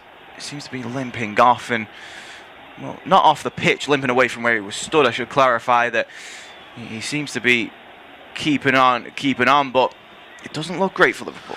No, as I say, we haven't been shown a replay. I don't know if he's just rolled his ankle. I don't know if he's taken a kick and we haven't seen it. We haven't been shown a replay of anything, so waiting for that. But yeah, that would be a big problem if it was. And it's one of them, he's just having a slow jog now as United have the ball inside their own penalty area. Again, maybe it's a stinger that he can run off. Maybe we'll wait and see. Just have a 10 minutes before half time. Maybe it's something he's even thinking, let me just get to half time, let me try my best, let me get there, and then we'll have a look from there. He certainly will. He'll want to stay on as much as he possibly can. Will Florian Wirtz as Liverpool come forward again, just on the edge of the halfway line. Advantage has been played, a foul against Konate as Liverpool look to switch play, trying to find Andy Robertson. His touch is heavy though, and Casemiro will come away with the ball, finds Mbeumo. It's a lovely pass going forward from Bruno Fernandes, but Mbeumo went to ground saying he'd been fouled. Bruno Fernandes agreeing with Mbeumo, of course, but no foul given by Darren England as McAllister tells him to get back up to his feet and carries on playing. McAllister finds Robertson, playing it backwards. Liverpool is Gravenberch on the 10. It's very, very clustered in this midfield. Liverpool not being afforded any space to find those short passes as Gravenberch does find Wirtz. Then to Gakpo. That's the thing for Liverpool. Even if they can get through that midfield, I'll break off because Liverpool have got through that midfield. But again, it's that back line that comes into play then. If they can get through the midfield of Casemiro and Mainu, of course they're getting help from Cunha, Fernandes and Mbeumo as well. So if they can get through the 5 in midfield, they've then found Gakpo or Wirtz or Szoboszlai, whoever's through for Liverpool, in essentially a 4v1 because Manchester United still have their whole back line. Yeah, and I think, if I'm just being honest, we're just watching Frimpong here. I don't think the referee's give the free kick. He's gone down. Saying he's been called. I don't know if he's been stamped on, not maliciously. If Cunha's maybe caught him or something, so there is a pause and play, not missing anything. But you're right, I think just tactically, I think Arne Slott's got it wrong, if I'm honest. I know an early goal changes everything, but 2 early goals in 15 minutes changes everything. I know if this is 0-0 and we're watching back Sesko's goal here and looking at the handball, well, it comes off his right upper thigh. And as you said, you said right, a fingernail, the top of it doesn't change the trajectory of the ball, as you rightfully pointed out. So, again, I don't mind them looking at it, but we looked at a VAR, and now, well, there's a stoppage in place. Maybe the broadcasters are saying, look, this is a talking point, let's have a look at it. But I'm just sitting there going, but it's not that Van Dijk's not going to get to the ball. It's not like if it doesn't come off his fingernail, Van Dijk gets there, or it goes wide. It's always going in the back of the net. So I think it's a big deal over nothing, if I'm being bluntly honest. But you're right, I think it's been tactically wrong. Again, as I say, early goals do change it, but Liverpool have failed to adapt to United, hitting in those spaces and doing it multiple times. Yeah, I think you're exactly right. I think Liverpool just haven't got this one right up until now. I think if they get into half time with it still being 2-0, there's still a chance for them to change things up, have a talk with Arne Slot, have a talk with the leaders of the dressing room and see where it's gone wrong. But of course, I think if you look at this game as well, yes, Liverpool have got it wrong, but in the same sense, they might not be able to do much about it because they are missing so many key players. I mean, you look at Alisson Becker and Mohamed Ashley, who are out in goal, of course. Would they have maybe made a save or made different decisions than Freddie Woodman at times and maybe wouldn't have conceded the 2 goals? I'm not too sure. Of course, Conor Bradley's been out for the entire season. Endo's also been out for the entire season. And then, of course, Ekitike and Salah, as well as Isak. That's your 3 best forwards out as well. So maybe they've got it wrong. I think they have, in all honesty, but I'm not too sure what they can do to change it. Look at the bench for Liverpool as well. It is quite light, of course. Joe Gomez and Kerkez, they can always come on and shore up the defence. Liverpool coming forward as Szoboszlai on the 10. And then you've got a couple of youngsters like Morden Jai, Trey and Yoni, Kieran Morrison and Will Wright. So obviously they could come on. Obviously Rio and Gamoa as well, but he's a little bit more proven. Ever so slightly, of course. Rio and Gamoa are more proven. And a pass to Frimpong, really poor because he's just in an offside position from Gravenberch. He should probably know not to play that pass realistically. But yeah, you look at the bench for Liverpool, and realistically, the best player on there is Rio and Gamoa and Federico Chiesa, who they've probably featured about as much as each other. Exactly. And to say to Rio and Gamoa, the teenage sensations come on and make a difference. That's a lot on someone's plate, regardless of age, but especially for him, he's been a big player for big moments. But it's a lot to ask of someone at that age. And you spoke about the injury. I mean, Salah has had his way with Manchester United. At his time at Anfield, he's scored more Premier League goals against Manchester United, 13, than any player in history. And in his last 7 games at Old Trafford, his last 5 games at Old Trafford, he scored 7. Here come the Red Devils with Cunha. Yeah, Cunha coming forward on the left-hand side. Was inside the penalty area for a moment, but he had to divert his run, and the pass was misplaced as Szoboszlai comes away with the ball. Verts back to Szoboszlai, being hassled off the ball, though, by Luke Shaw, who was then pulled to the ground by Szoboszlai. Just a tug on the shirt, really. A bit of frustration, maybe, from the Hungarian in midfield. And realistically, it's those silly decisions that are preventing Liverpool from building any sort of momentum. But I think going back to the 3 forwards being off the pitch, even Mohamed Salah, he can pick up that number 9 role if asked to. Just someone to stay up the pitch in situations like that, where Florian Wirtz is on the counter, Szoboszlai trying to help him out, but you need an anchor up top, the same way Šeško does for Manchester United, just to sit there, lay it off to someone and then make you run. Liverpool don't have that right now. They don't. You're spot on. And some teams play with these 2 false 9, but also have those players who can hold it up. Foul by Mbeumo there against Gakpo winning the free kick. If I'm Liverpool, I'm pumping this into the box and just trying to create something, if I'm honest, because Maguire in heaven, it's been a practice match for them so far. They've not been tested, like you said, 2 shots, and they were quite a while ago, it seems, and they were off target. As you said, Lemens, out with the way it's going, he can get his kit ready for the next game, don't need a wash or anything, and his gloves are brand new. He's picked up the ball a few times, but that's been it. I think, again, and you spot on, they've got a lot of injuries, and yes, Arne Slot's, it's an excuse, but I know he won't want to make an excuse, and no one will. But that's also where you've got to be tactically a bit better. Of that, look, yeah, we don't have these players. A strike comes in, that's the first shot on target from Gravenberch, straight at the goalkeeper, though easily saved by the Belgian in the Red Devils goal. But that's where you need to then manage the players better. Right, so we can't play this way of football. Let's adapt to it. I ain't got those players, but for example, Michael Carrick's again, Bruno Fernandes has been playing as a holding midfielder for half this season. He goes as an attacking midfielder, and he's got nearly 20 assists. So you've got to just adapt to what you have. Yes, it's unfortunate with the injuries, but I just feel Slot's not adapted. Yeah, it certainly does appear to be that way. I mean, you look at the team that he's put out and you think, okay, maybe you're not allowed to attack the way you would want if you have the players on the pitch, but you could at least make yourself harder to beat. You know, that's what promotion teams always set out to do. Make yourself harder to beat, and you can always look to steal a goal.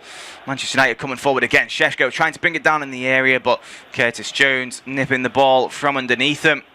Finds Gravenberch, the Dutchman, going on a little run, just trying to get it out of his own half. Finds Frimpong. He's been dispossessed. Manchester United can come forward again here. Matheus Cunha at the byline. Dinks it in towards the back post. Flicked on by Robertson. Was looking for Mbeumo. Now out towards the right-hand side as Mbeumo tries to find Šeško in the area.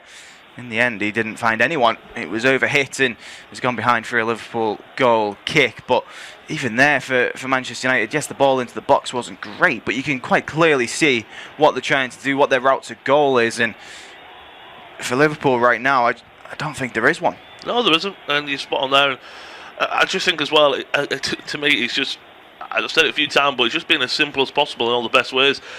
Tesco, 6'5", feed him the ball, put crosses into him. Yeah, he's up against Konate and Van Dijk, but put good crosses in. And Mbeumo's probably put about maybe 5 or 6 crosses, I want to say. That's poor from at the back here, come United. Yes, United trying to come forward until Virgil van Dijk had to step in, and he didn't look too happy with his team not stepping up when the ball was cleared away. And now Szoboszlai's given away a foul. Of course, Szoboszlai, one of the players he was under a little controversy in recent months. He's then since come out and apologised, tried to clear things up. But he's certainly a player who wears his heart on his sleeve, and as you can see right now, his sleeve showing frustration. Yeah, it is, and I don't blame him, because it is a bit of a soft foul, but it's one of them where in heaven, for his age, he's got that tag down to just let me get my body in front of the man. It's one of them where, look, it's a soft foul for me, but Szoboszlai, if he did that, he would want the foul as well. So I get the frustration, but it's one of them that if that was Konate up against Bruno Fernandes, Szoboszlai would want the free kick for his side.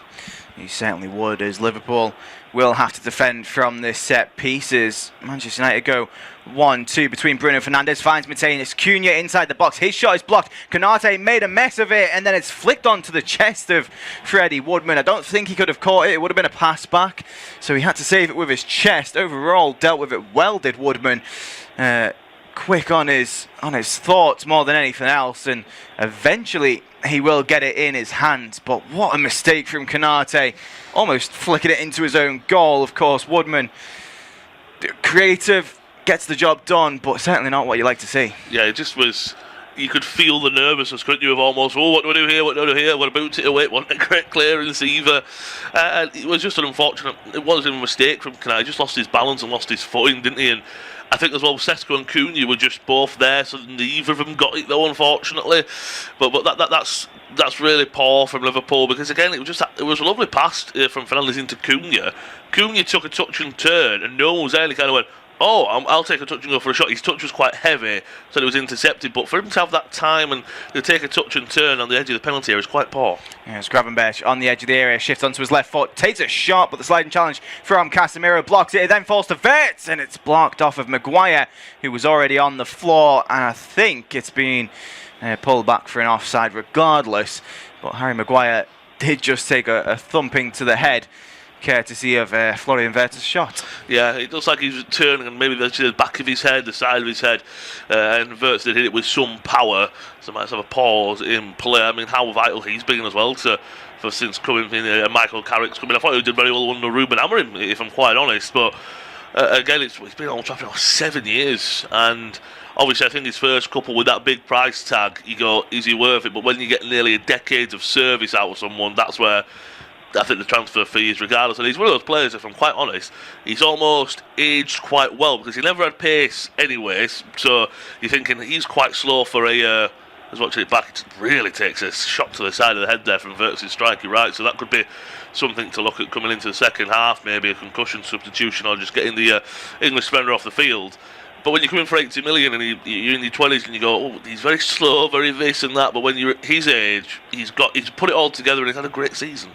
He certainly has, as Liverpool try to defend here. Header coming in from Virgil van Dijk out towards the right-hand side as Frimpong up against Heaven, and Heaven wins that battle for now. The young centre-half plays it in towards Mainu. Now with Casemiro out towards the left-hand side. Finds Cunha. 1-2 between himself and Casemiro. Cunha inside the penalty area now. Takes a shot. Deflection off of Ibrahima Konate. And behind for another Manchester United corner. I mean, it's just good play from Manchester United. Liverpool just about hanging on. Of course, we did cross over the 45-minute mark. We've used 90 seconds of the 4 minutes that were added on. And Liverpool at this stage just wanting to head into half-time. Obviously not conceding a third goal. See what they can change at the half-time break. So for now, Liverpool will have to defend this corner. It is Harry Maguire who's being focused on. Of course, I mean, if he wants to hit the ball with his head again, this time it will be for good. As a right-footed ball into the area. Tries to find Bremo, and looked like a good set-piece routine there from Manchester United, but they didn't really commit to it as a ball in towards the back post, and Casemiro with the strike, and eventually it's saved and palmed out by Freddie Woodman, but Casemiro was offside, so it will be a Liverpool free kick. You'd imagine Woodman would take it in a goal kick-like fashion, and Casemiro just late to, well, never really wanted to get back on side. He was kind of hoping the Liverpool defence would align with him more than anything else, and again, it's the right idea from Manchester United. Liverpool clearly didn't deal with it well. It would have been another corner had it not been offside. So it's clearly working for Michael Carrick's side, but Liverpool still yet to really adapt. They haven't, and again, just look at the long ball there into Sesko, and look at the space the wingers have, and Cunha's cutting inside, and Fernandes will go to the left or right. I think, again, they're just not adapted. We've used that word a lot, but that's the correct one to use, really, isn't it? And just looking at the Red Devils, quite comfortable. If you were to say a third goal of this game, you'd have to say it's going to be 3-0. It doesn't look like Liverpool are going to get one, and as you spoke about, it's not like at half-time, Arne Slott's got 2 or 3 players, he straight away will go, right, I'm going to call on you and bring on. So it's quite an awkward situation, I can imagine, but Liverpool have done well to get back into it. An horrendous first 15 minutes, but again, I think United almost took their foot off the gas a little bit because, of course, they're 2-0 up now. They certainly have, and they've got the freedom to do so. Really, Liverpool haven't given them a reason to think otherwise.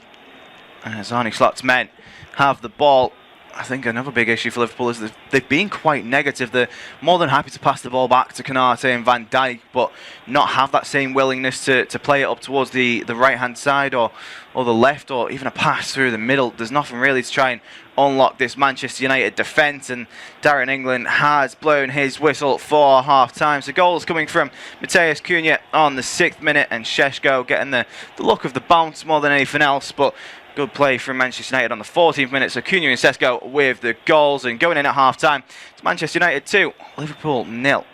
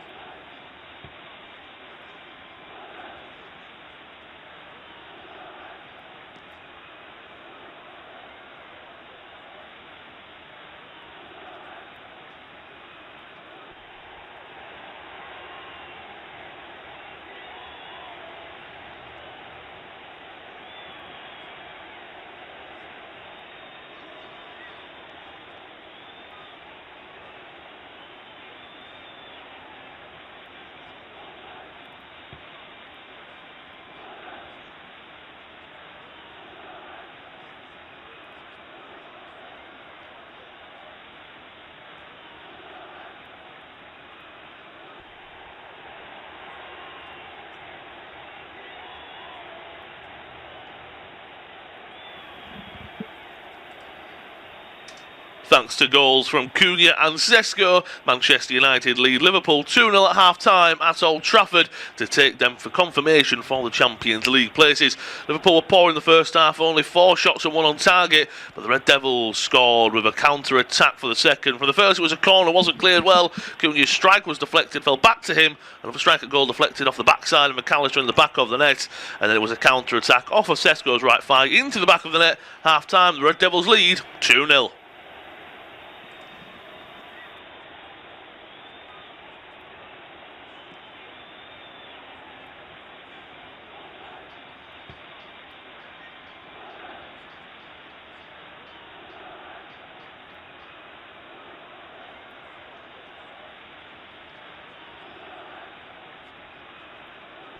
Thanks to goals from Cunha and Sk. Manchester United lead Liverpool 2-0 at half-time at Old Trafford to take them for confirmation for the Champions League places. Liverpool were poor in the first half, only 4 shots and 1 on target, but the Red Devils scored with a counter-attack for the second. For the first, it was a corner, wasn't cleared well.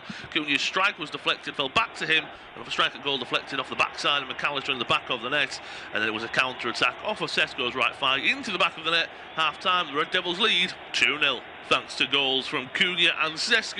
Manchester United lead Liverpool 2-0 at half-time at Old Trafford to take them for confirmation for the Champions League places. Liverpool were poor in the first half, only 4 shots and 1 on target, but the Red Devils scored with a counter-attack for the second. For the first, it was a corner, wasn't cleared well. Cunha's strike was deflected, fell back to him.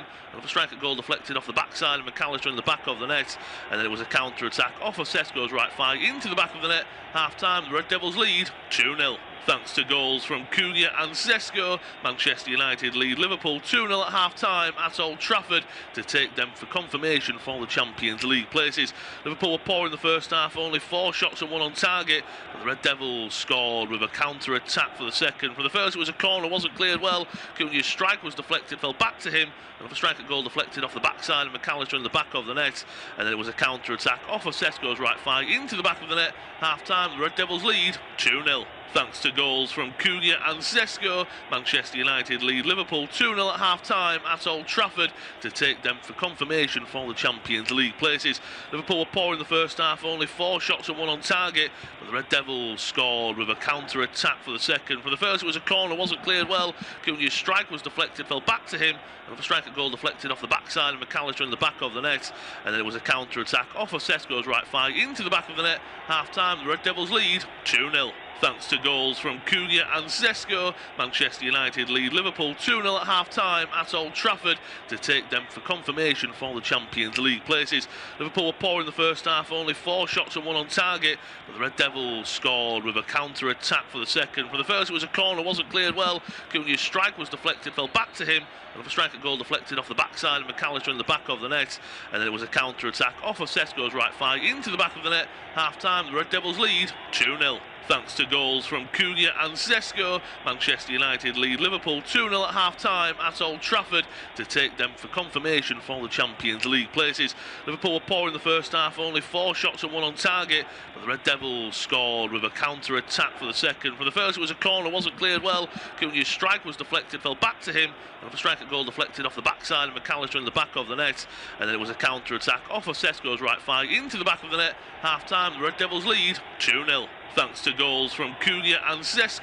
Manchester United lead Liverpool 2-0 at half-time at Old Trafford to take them for confirmation for the Champions League places.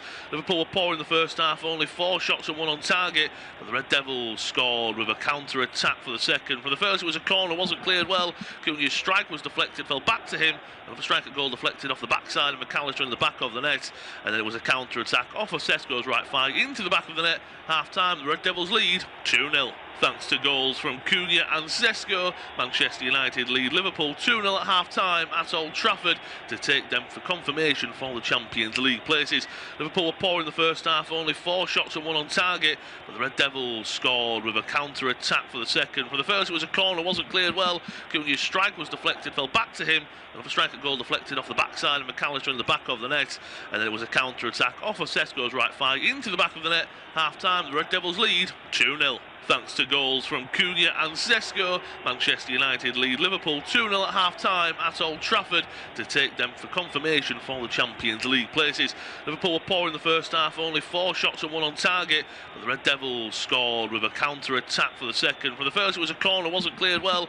Cunha's strike was deflected, fell back to him. Another striker goal deflected off the backside of McAllister in the back of the net, and then it was a counter-attack off of Sesko's right thigh into the back of the net. Half-time, the Red Devils lead 2-0. Thanks to goals from Cunha and Sk, Manchester United lead Liverpool 2-0 at half-time at Old Trafford to take them for confirmation for the Champions League places.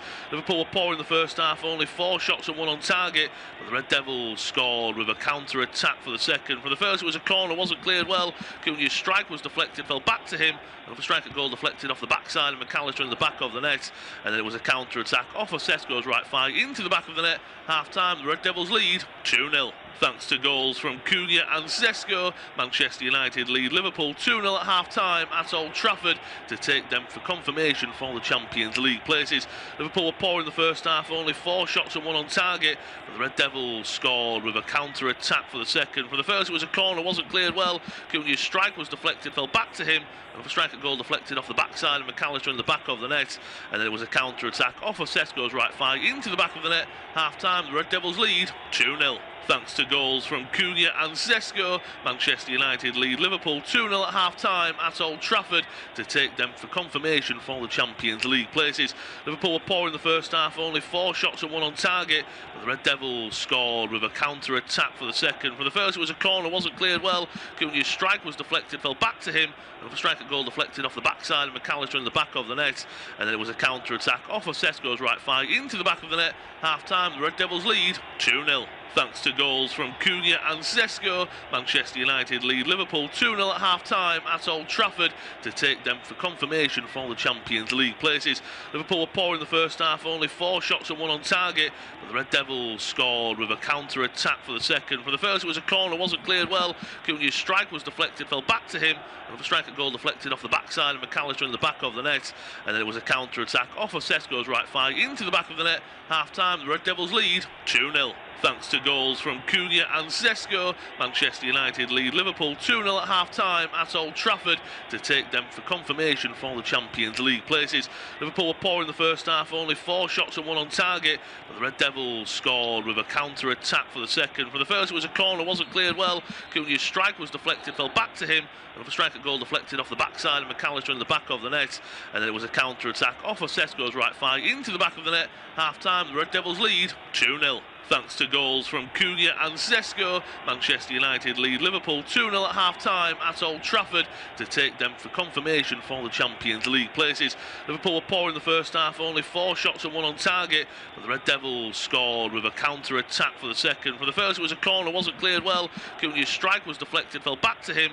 Another striker goal deflected off the backside of McAllister in the back of the net, and then it was a counter-attack off of Sesko's right thigh into the back of the net. Half-time, the Red Devils lead 2-0. Thanks to goals from Cunha and Sk, Manchester United lead Liverpool 2-0 at half-time at Old Trafford to take them for confirmation for the Champions League places. Liverpool were poor in the first half, only 4 shots and 1 on target, but the Red Devils scored with a counter-attack for the second. For the first, it was a corner, wasn't cleared well. Cunha's strike was deflected, fell back to him.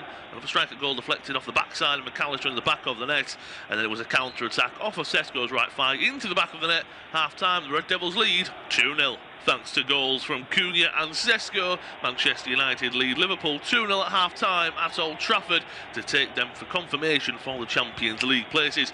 Liverpool were poor in the first half, only 4 shots and 1 on target, but the Red Devils scored with a counter-attack for the second. For the first, it was a corner, wasn't cleared well. Cunha's strike was deflected, fell back to him. Another striker goal deflected off the backside of McAllister in the back of the net, and then it was a counter-attack off of Sesko's right thigh into the back of the net. Half-time, the Red Devils lead 2-0. Thanks to goals from Cunha and Sk, Manchester United lead Liverpool 2-0 at half-time at Old Trafford to take them for confirmation for the Champions League places. Liverpool were poor in the first half, only 4 shots and 1 on target, but the Red Devils scored with a counter-attack for the second. For the first, it was a corner, wasn't cleared well. Cunha's strike was deflected, fell back to him. Another striker goal deflected off the backside of McAllister in the back of the net, and then it was a counter-attack off of Sesko's right thigh into the back of the net. Half-time, the Red Devils lead 2-0. thanks to goals from Cunha and Sk. Manchester United lead Liverpool 2-0 at half-time at Old Trafford to take them for confirmation for the Champions League places. Liverpool were poor in the first half, only 4 shots and 1 on target, but the Red Devils scored with a counter-attack for the second. For the first, it was a corner, wasn't cleared well. Cunha's strike was deflected, fell back to him, and the striker goal deflected off the backside of McAllister in the back of the net, and then it was a counter-attack off of Sesko's right thigh into the back of the net. Half-time, the Red Devils lead 2-0. Thanks to goals from Cunha and Sk. Manchester United lead Liverpool 2-0 at half-time at Old Trafford to take them for confirmation for the Champions League places. Liverpool were poor in the first half, only 4 shots and 1 on target, but the Red Devils scored with a counter-attack for the second. For the first, it was a corner, wasn't cleared well. Cunha's strike was deflected, fell back to him, and the striker goal deflected off the backside of McAllister in the back of the net, and then it was a counter-attack off of Sesko's right thigh into the back of the net. Half-time, the Red Devils lead 2-0. Thanks to goals from Cunha and Sk. Manchester United lead Liverpool 2-0 at half-time at Old Trafford to take them for confirmation for the Champions League places. Liverpool were poor in the first half, only 4 shots and 1 on target, but the Red Devils scored with a counter-attack for the second. For the first, it was a corner, wasn't cleared well. Cunha's strike was deflected, fell back to him, and the striker goal deflected off the backside of McAllister in the back of the net, and then it was a counter-attack off of Sesko's right thigh into the back of the net. Half-time, the Red Devils lead 2-0. Thanks to goals from Cunha and Sk. Manchester United lead Liverpool 2-0 at half-time at Old Trafford to take them for confirmation for the Champions League places. Liverpool were poor in the first half, only 4 shots and 1 on target, but the Red Devils scored with a counter-attack for the second. For the first, it was a corner, wasn't cleared well. Cunha's strike was deflected, fell back to him, and the striker goal deflected off the backside of McAllister in the back of the net, and then it was a counter-attack off of Sesko's right thigh into the back of the net. Half-time, the Red Devils lead 2-0. Thanks to goals from Cunha and Sk. Manchester United lead Liverpool 2-0 at half-time at Old Trafford to take them for confirmation for the Champions League places. Liverpool were poor in the first half, only 4 shots and 1 on target, but the Red Devils scored with a counter-attack for the second. For the first, it was a corner, wasn't cleared well. Cunha's strike was deflected, fell back to him, and the striker goal deflected off the backside of McAllister in the back of the net, and then it was a counter-attack off of Sesko's right thigh into the back of the net. Half-time, the Red Devils lead 2-0. Thanks to goals from Cunha and Sk. Manchester United lead Liverpool 2-0 at half-time at Old Trafford to take them for confirmation for the Champions League places. Liverpool were poor in the first half, only 4 shots and 1 on target, but the Red Devils scored with a counter-attack for the second. For the first, it was a corner, wasn't cleared well. Cunha's strike was deflected, fell back to him, and the striker goal deflected off the backside of McAllister in the back of the net, and then it was a counter-attack off of Sesko's right thigh into the back of the net. Half-time, the Red Devils lead 2-0. Thanks to goals from Cunha and Sk. Manchester United lead Liverpool 2-0 at half-time at Old Trafford to take them for confirmation.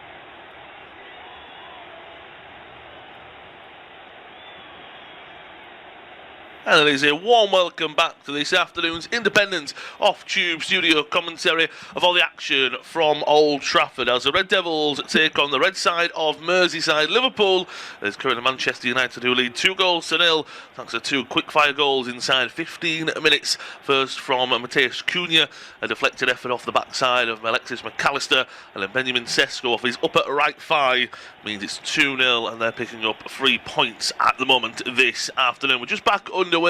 Coming forward was in Burma. His strike was deflected away, so an early corner for the Red Devils. There has been a change, though, for the host. Off comes Benjamin Sk. Looks like he was limping as well at half-time, possibly.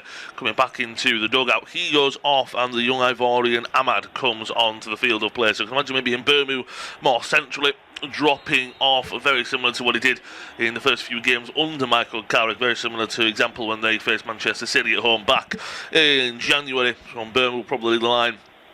Ahmad off the right hand side. No changes for Liverpool at half time. They're the only changes. Ball comes in from the corner. Maguire heads it wide of the target. Liverpool looking to come forward early. Casemiro picks it up though. Delors. Ahmad. He brings a lot of work rate, does the winger. Nice 1-2 with Bruno Fernandes. Ahmad back to Fernandes. Fakes it on his right, brings it back onto his left and goes back to Delors. Quickly then the full lineups for the host. It's Lemens continues in goal. Back four of Delors, Maguire, Heaven and Shaw. Menu and Casemiro as the 2 pivots. In Burmu leading the line with skipper Fernandes, Cunha and Ahmad. For Liverpool in goal is Woodman. Back four of Jones, Canate, Skipper Van Dijk and Robertson. McAllister and Gravenberch as the two holders, with a forward four-ish rule of Gakpo, Frimpong, Wirtz and as well Szoboszlai coming forward down the right-hand side. A counter-attack here for Liverpool into the box, driving forward. Szoboszlai fakes on his round to his left. It's into the bottom corner. What a strike for the Reds. Szoboszlai putting them with a lifeline, it has to be said. Lovely counter-attack. The first time they've really counted on United all afternoon, it has to be said. Our cameras point in the direction of Ahmad, unfortunately. It's him who gives away the ball with a poor pass.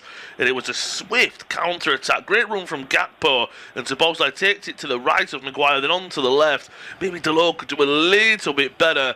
But it's Ahmad coming on inside 2.5 minutes, and it's a poor pass from the youngster. Just tries to get back. It is a terrible pass. I don't know who's trying to attempt that pass to. It's a lovely finish though from the Hungarian through the legs of Delors. Nothing Lemens can do about it. That's exactly the response the Liverpool need in this second half. Great second half start for Arne Slot's side. Cunha scored inside 6 minutes. Szoboszlai scored inside 3 in this second half. It's myself, Lewis Rafter. I'm joined by Del Rosso for the entirety of the second half. That should be a foul against Shaw. It's an unlucky one as he did slip and he takes down Frimpong. Yellow card for Shaw. I do think the yellow card's quite hard because he slips and takes him out. I think it's a foul, but I do think that's quite unlucky though against the Manchester United fullback. But Dale, that is exactly the response Liverpool have wanted, and now they've got a free kick as well. Yeah, it certainly is, and just touching on the yellow card, I think it's given for sure that yes, he does slip, but then he proceeds to stick his leg out, knowing he's going to bring down Frimpong and therefore making it cynical. But yeah, I think it's the perfect response Liverpool needed. Szoboszlai, with a bit of fortune, of course, capitalising on the mistake of the substitute Ahmad. But I mean, if there's anything to sum up Liverpool's season so far, it's this game. I mean, starting poorly, but Szoboszlai being a bright spark within there. It was a great goal from Liverpool, and now Robertson's over this free kick on the right-hand side.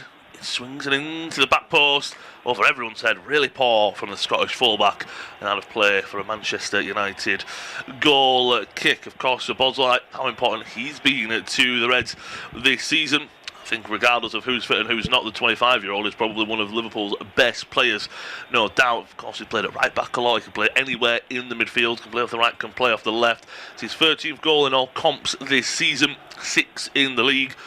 Very impressive goal. That's poor from United playing out though. Liverpool have just got a pep in the step coming out of this second half. Frimpong, he's taken down there by Mainu. Just a bit of a push, maybe needless there from the midfielder. Might have just seen what Robertson swung and went, oh, you know what, have another go, because that was really poor and easy to deal with. But if Liverpool, how United in 15 minutes in got 2 goals and set up the half, Liverpool, if let's say by the hour mark they could get a second and it's back all square, it's a great response and it's a great start to the second half of the Reds. Yeah, it certainly would be. I think already at this stage we've got a game back on our hands, I think is the main point. Szoboszlai getting the goal, his 6th of the season, but yeah, I think now Manchester United are going to have to start thinking about attacking a little bit more. They can't just sit back the way they were in the first half, because I don't know what Arne Slot said to Liverpool, but they're really going at this Manchester United side. Then swinging into the box, it's headed away by Fernandes. Cunha trying to get on the loose ball, nods it down to himself, plays it forward to Mbeumo, and there's a counter-attack on here for the Red Devils. Mbeumo, he's got it to his left. Cunha, he doesn't use him, and he's taken down by Robertson. Well backtracked there by Liverpool. Great play from Szoboszlai, takes it past 2 but can't get it to anyone else. Ball swung out to the right-hand side. Ahmad is chasing to get there. He stops, and I think it would have been close, but I do think he stops a little bit too early there. I think he could have probably just, because the ball on the slick surface at Old Trafford is everywhere in the Premier League. You do just feel that he slowed down as he got to the byline, and he might have got there watching it back. Then poor pass from Ahmad straight to the feet of Szoboszlai. Looks like he's trying to pass to heaven. United is trying to scramble back almost, but it's a great solo goal from Szoboszlai basically. But I think as well, for him, in times of you don't have Isak, you don't have Ekitike, you don't have Salah, you need someone to step up. No one did in that first half of Liverpool, but already early on, he's doing that in this second half. Bring Dale in a moment as forward come Liverpool again with Szoboszlai. Tries to poke it forward for Frimpong, it's intercepted, falls back for him, and then he just loses his footing there in this game. Very much becoming almost NBA-like, back and forth, transition galore. Right on the right-hand side, Will Fernandes will do the smart thing for the Red Devils and just slow it down and just say, calm down guys, we need to just slow it down for a second. Casemiro into heaven on the left-hand side of it. He had a very good first half, the youngster.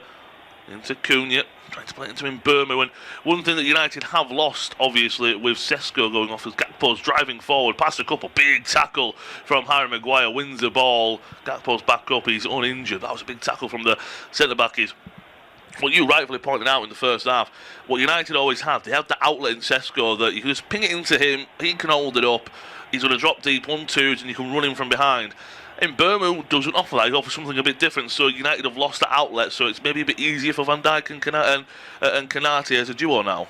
Yeah, I think you're entirely right. I think Konate and Virgil van Dijk will find themselves with just a little bit more space in and around their own back line. I mean, we just saw it there. It was actually Fernandes who went up to press Virgil on the ball, not so much Mbeumo. And yeah, I think Manchester United are going to have to get a little bit more creative, try and find those passes in behind, which I think Liverpool are a little bit more used to dealing with. I think if you look at most teams in the league, that's what they usually aim to do. Long ball over the top. Can Fernandes bring it down? He can. He does, into the feet of Mbeumo, into the box. It's a back heel, and it's off of the post.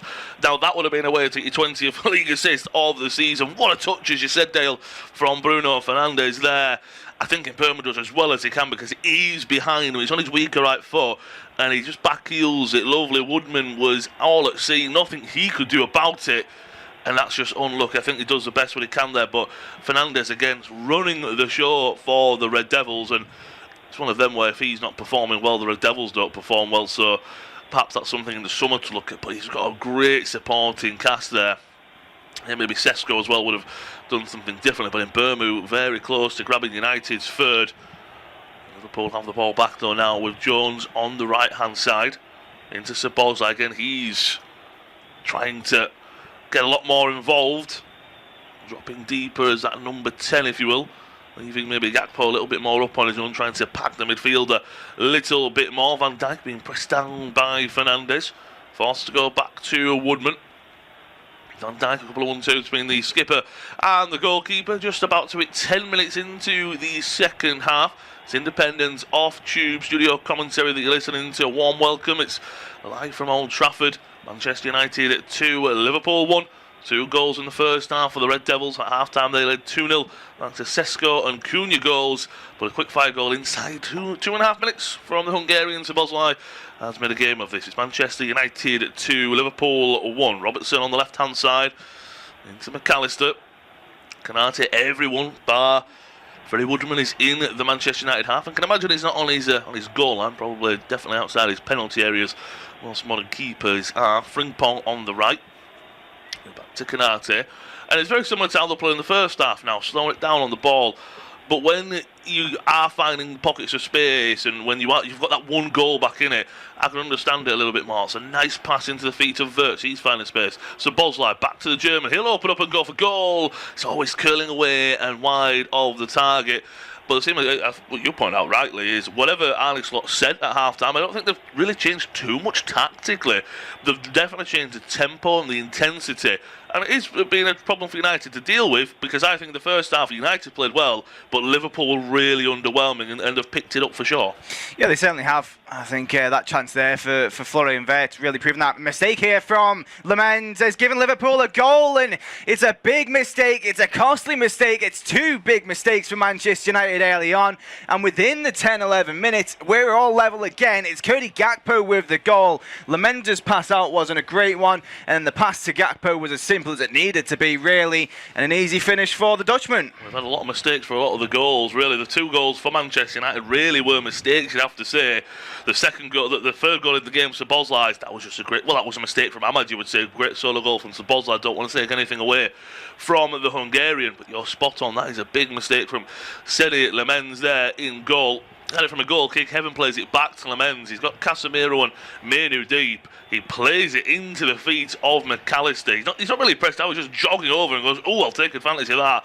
Plays it into Szoboszlai. And the Hungarian will also get an assist to go with his goal. It's a great play from Szoboszlai. Just pass it into Gakpo. And it's an empty net. He's tapping it home to. He's the Dutchman there. Really poor from United. And that's what I asked you about 5 minutes ago. If they could basically, within the hour mark, respond to United's opening 15 minutes, to a second half opening 15 minutes, Liverpool have done just that. And I said in the first half, and in the first half, I definitely think so. I think United have got more goals. I think there's more goals in this game. You do just feel that in the first half, if there were to have been a third goal, it would have gone to the Red Devils. Now, with 2 apiece, 4 goals in total, if there were to be a 5th goal, you'd probably go with the Reds having it. Here come Manchester United, mainly looking to poke it forward for Cunha. The momentum is with Liverpool. Now, they're the ones who, again, if you were to see a winner at the moment, momentum goes here, there and everywhere and changes. You would probably back the Reds to get the next goal, though. Yeah, you certainly would. I think the way they're moving the ball around, I think they're looking to pounce on these opportunities, and not to say that obviously it is a mistake from Lamens and it's a relatively easy goal for Liverpool. But what I like there is that Szoboszlai is not just trying to shoot and not panicked at the opportunity he's been given. He's been composed. He's found the pass to the open man in Cody Gakpo, which basically guaranteed the goal when it was already 90% of the way there. Ball forward from Fernandes into the feet of Casemiro as he brought down there. I think he wanted a foul, but the referee this afternoon is down in England. He says no, United looking to come forward once again. Frimpong wants a foul. I think that was just a collision between himself and Heaven. Frimpong's ended up on the deck. Not the first time he's been on the deck this afternoon as well. Maguire looks to play it long to the left-hand side. Fernandes, lovely first touch once again. I'll get there. Swings another ball into the box in Bermude's there. It's a bit of a snapshot. Falls awkwardly for the former Brentford man, and out of play goes for a goal kick for Liverpool. Frimpong is still down again. I'm not saying he hasn't taken a knock there. Heaven, I think, is a little bit maybe more aggressive with the push, but I just think it's shoulder to shoulder, and look, he's bigger than Frimpong. I don't think it's a foul. Again, we've seen them given, but how he stayed down for so long, if I'm Liverpool, I'm saying, well, you aren't taking a real injury, you're just staying down to try and get the free kick. You've got to help out and get us back defending. Yeah, and Liverpool will make a change here. They're looking to probably just for Robertson's fitness more than anything else, taking him off near the 60th minute mark and bringing on Milos Kerkez. It's a like-for-like change. It's one generation of Liverpool going off for the future generation of Liverpool, and obviously it's a sensible change now that Liverpool are level, but in the same sense you almost expecting more dramatic changes from Liverpool. Yeah, I mean, you spoke about the bench as well. There's not that great depth on there maybe, but Kerkez, he's definitely one of the players that can come on. And what I will say is he will definitely add more of an overlapping and attack mind from the left back from Bournemouth man compared to Robertson. Look, Robertson, back in the day, him and Trent Alexander-Arnold were flying up and down the wings, and that's what Kerkez will offer. Maybe United thinking, if we could get maybe Delo and Ahmad in behind him, though. I like it from Alisson because he's attacking, isn't he? He's not sitting and going.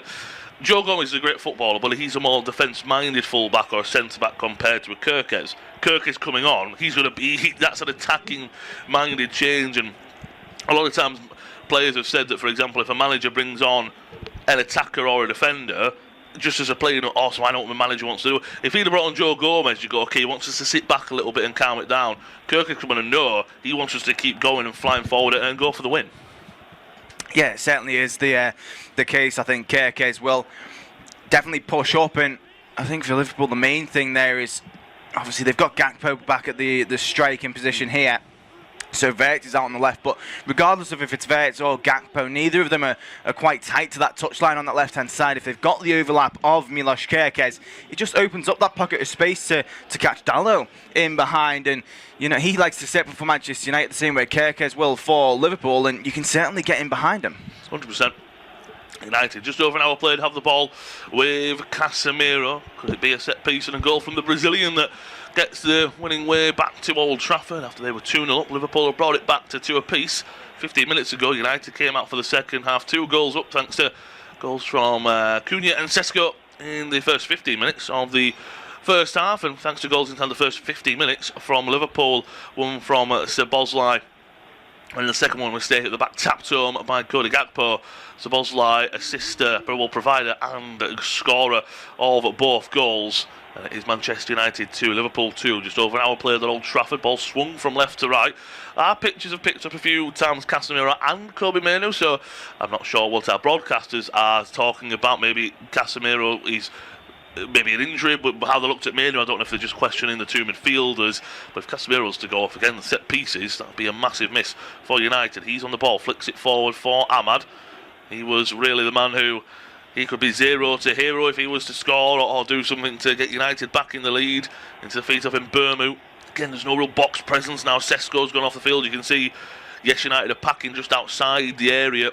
And Bournemouth into Cunha, but there's no one pushing the defence back, if you will, that Sesko was on the line at the moment. Casemiro is in the number 9 position, if you will. Manu skips away from Gakpo. Lovely play from the midfielder, but then he 2 against 1. And now Liverpool can hit on a counter again. United throwing bodies forward. Frimpong loses the ball in his feet a little bit. Still coming forward though. Plays a decent ball into the box. Finds Gakpo. Just twists and turns. Strike comes in. It's blocked away and out for a corner kick. But if anything, that's what Liverpool, I don't think they even hit once on the counter in the first half, of memory.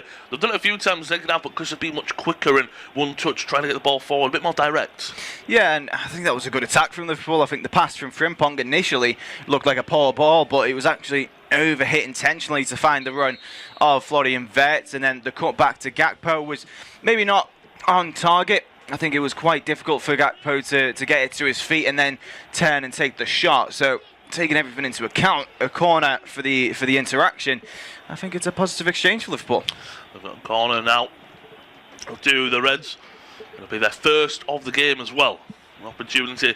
Spoke about United being a big side. Look, that's no offence to Liverpool, but probably only really have Gravenberg. He's no slouch, of course, in the height department, but you've got Van Dijk and Kanate. Gakpo's quite tall for a forward as well, but you would say United do outman them in terms of height. We'll say Wirtz is wide open at the front post, really. Whipped into a good area, heads go up, it's cleared away by Casemiro. United get bodies out, but Liverpool still have the ball with Jones. Back to Szoboszlai.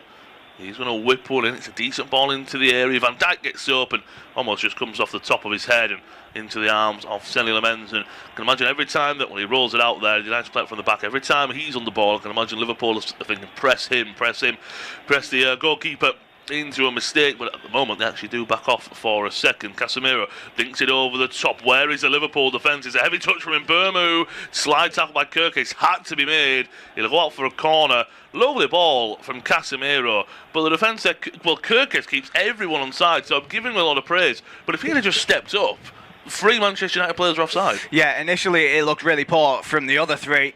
On the replay, you can see that Kirkes just didn't hold his line, and Virgil van Dijk will have words with the Hungarian for sure. But listen, I mean, he had to make that tackle. He did, so you've got to give him credit for that. But that could very easily go wrong as well.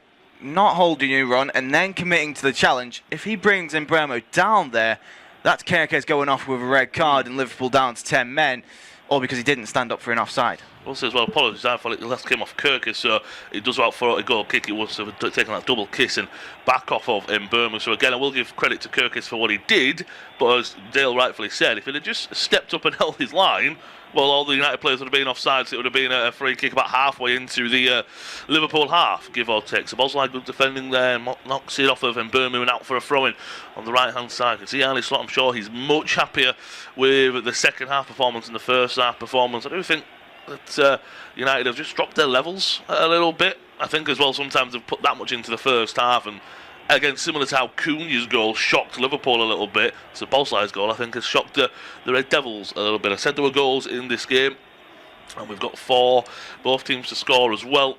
4 goals as a total, and I won't knock it past not just saying there's going to be 1 more goal. I think there could be a few more goals left in this game. Both teams are leaving a lot of gaps, and it's just at the same time, whilst there has been a lot of quality in this game in the final third, for example, Frimpong, that ball, yes, it got to Wirtz versus pass wasn't great to Gakpo. There's been times where I think for both teams in the final third, they could have even had a lot more. For example, Fernandes, Sesko scored in the end, but that ball from Fernandes into Sesko for the second of United, that probably could have been pulling the back of the net as well. Liverpool playing some good stuff out of the back at the moment, and Cunha just knocks Szoboszlai to the ground, maybe out of frustration. The Hungarian takes a free kick quickly into McAllister because there is space. Out to left-hand side to Kirkes, offering more of an option, of course. Ball swung into the box. At the back post, Frimpong is there. He just, Shaw's right in front of him, so I want to give him maybe the benefit of the doubt that he thought Shaw was going to head it. Shaw cleverly just left it at the last second, so Frimpong almost just has his boot out to take a touch, and it goes away. And I know he's not a real winger, real attacking number 9 or an attacking midfielder, but I feel that you've almost got to just expect Shaw's going to miss it and try your best with it. He just came to nothing there. Yeah, it's a poor touch from an unsighted Jeremy Frimpong. I think I agree. It has to be a better touch because for Liverpool, yes, it's cheeky from Shaw, but it's also technically a mistake, right? If he leaves that ball and Frimpong brings it down, Liverpool have a real shot to at least test the goalkeeper or create a shooting opportunity, but it worked out for Shaw in the end because Frimpong then didn't take that good touch, but realistically, you should be punishing mistakes like that. 100%. Cunha there with a foul on, I want to say it was Szoboszlai, but our pictures have straight away gone away from it. It was Gravenberch who was driving forward, it was the Dutchman. It was a foul, it's definitely a foul, but the referee was very late. I will say, actually watching it back, Gravenberch almost fought. Cunha sticks a leg out, and he's giving Gravenberch the opportunity. He does kind of fall into it and go down. It is a foul. But the referee took a few seconds to make the decision. He almost, as soon as United won the ball back, looked for a quick counter, then he blew the whistle. I thought it was quite late from Darren England. Yeah, it certainly was. But again, when you look at the replay, you can understand why he was maybe contemplating it for a couple of seconds, because the contact comes quite late on Gravenberch before he actually goes down. Definitely is contact and definitely is a foul, but you can understand why you had to think about it.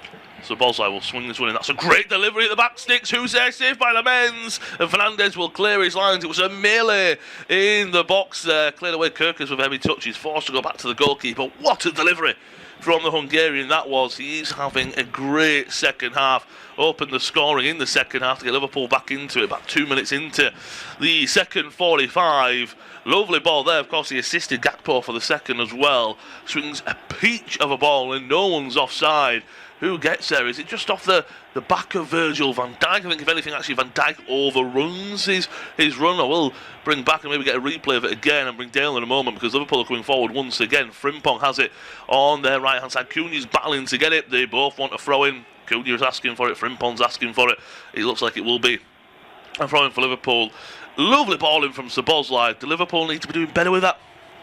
Yeah, I think they do. It was a great ball in towards that back post, and initially you're looking at Virgil van Dijk, you're looking at Konate, you're wthinking where's the aerial prowess to really put a bullet header in towards the back of the net and test Lemens. In the end, it's spilled to the ground and a snap shot that Lemens deals with well, but realistically, a good ball into the box like it was, it's not the type of effort you're expecting. Ball forward looking for Frimpong, just put out by Shaw for a corner. Momentum is definitely with the Reds. We're just about to hit halfway through the second half, approaching the 70th minute on the clock. It's independent off-tube studio commentary of all the action from Old Trafford. It's Manchester United 2, Liverpool 2. Goals in the first half from Cunha and Sk, followed by 2 quick-fire goals in the second half from Liverpool, from Szoboszlai and Gakpo. Leave us at 2 apiece between these two rivals. Corner coming up for Liverpool and take us through to full time. I'll pass you over to Dale. And it will be an outswinging corner from Dominik Szoboszlai as he raises his left hand. The ball into the box, header flicked on in towards the back post, cleared away by, I think it looked like Bruno Fernandes on that back post, but it was flicked on by Cody Gakpo. Unfortunately for Liverpool, there was no one really there to get on the end of it.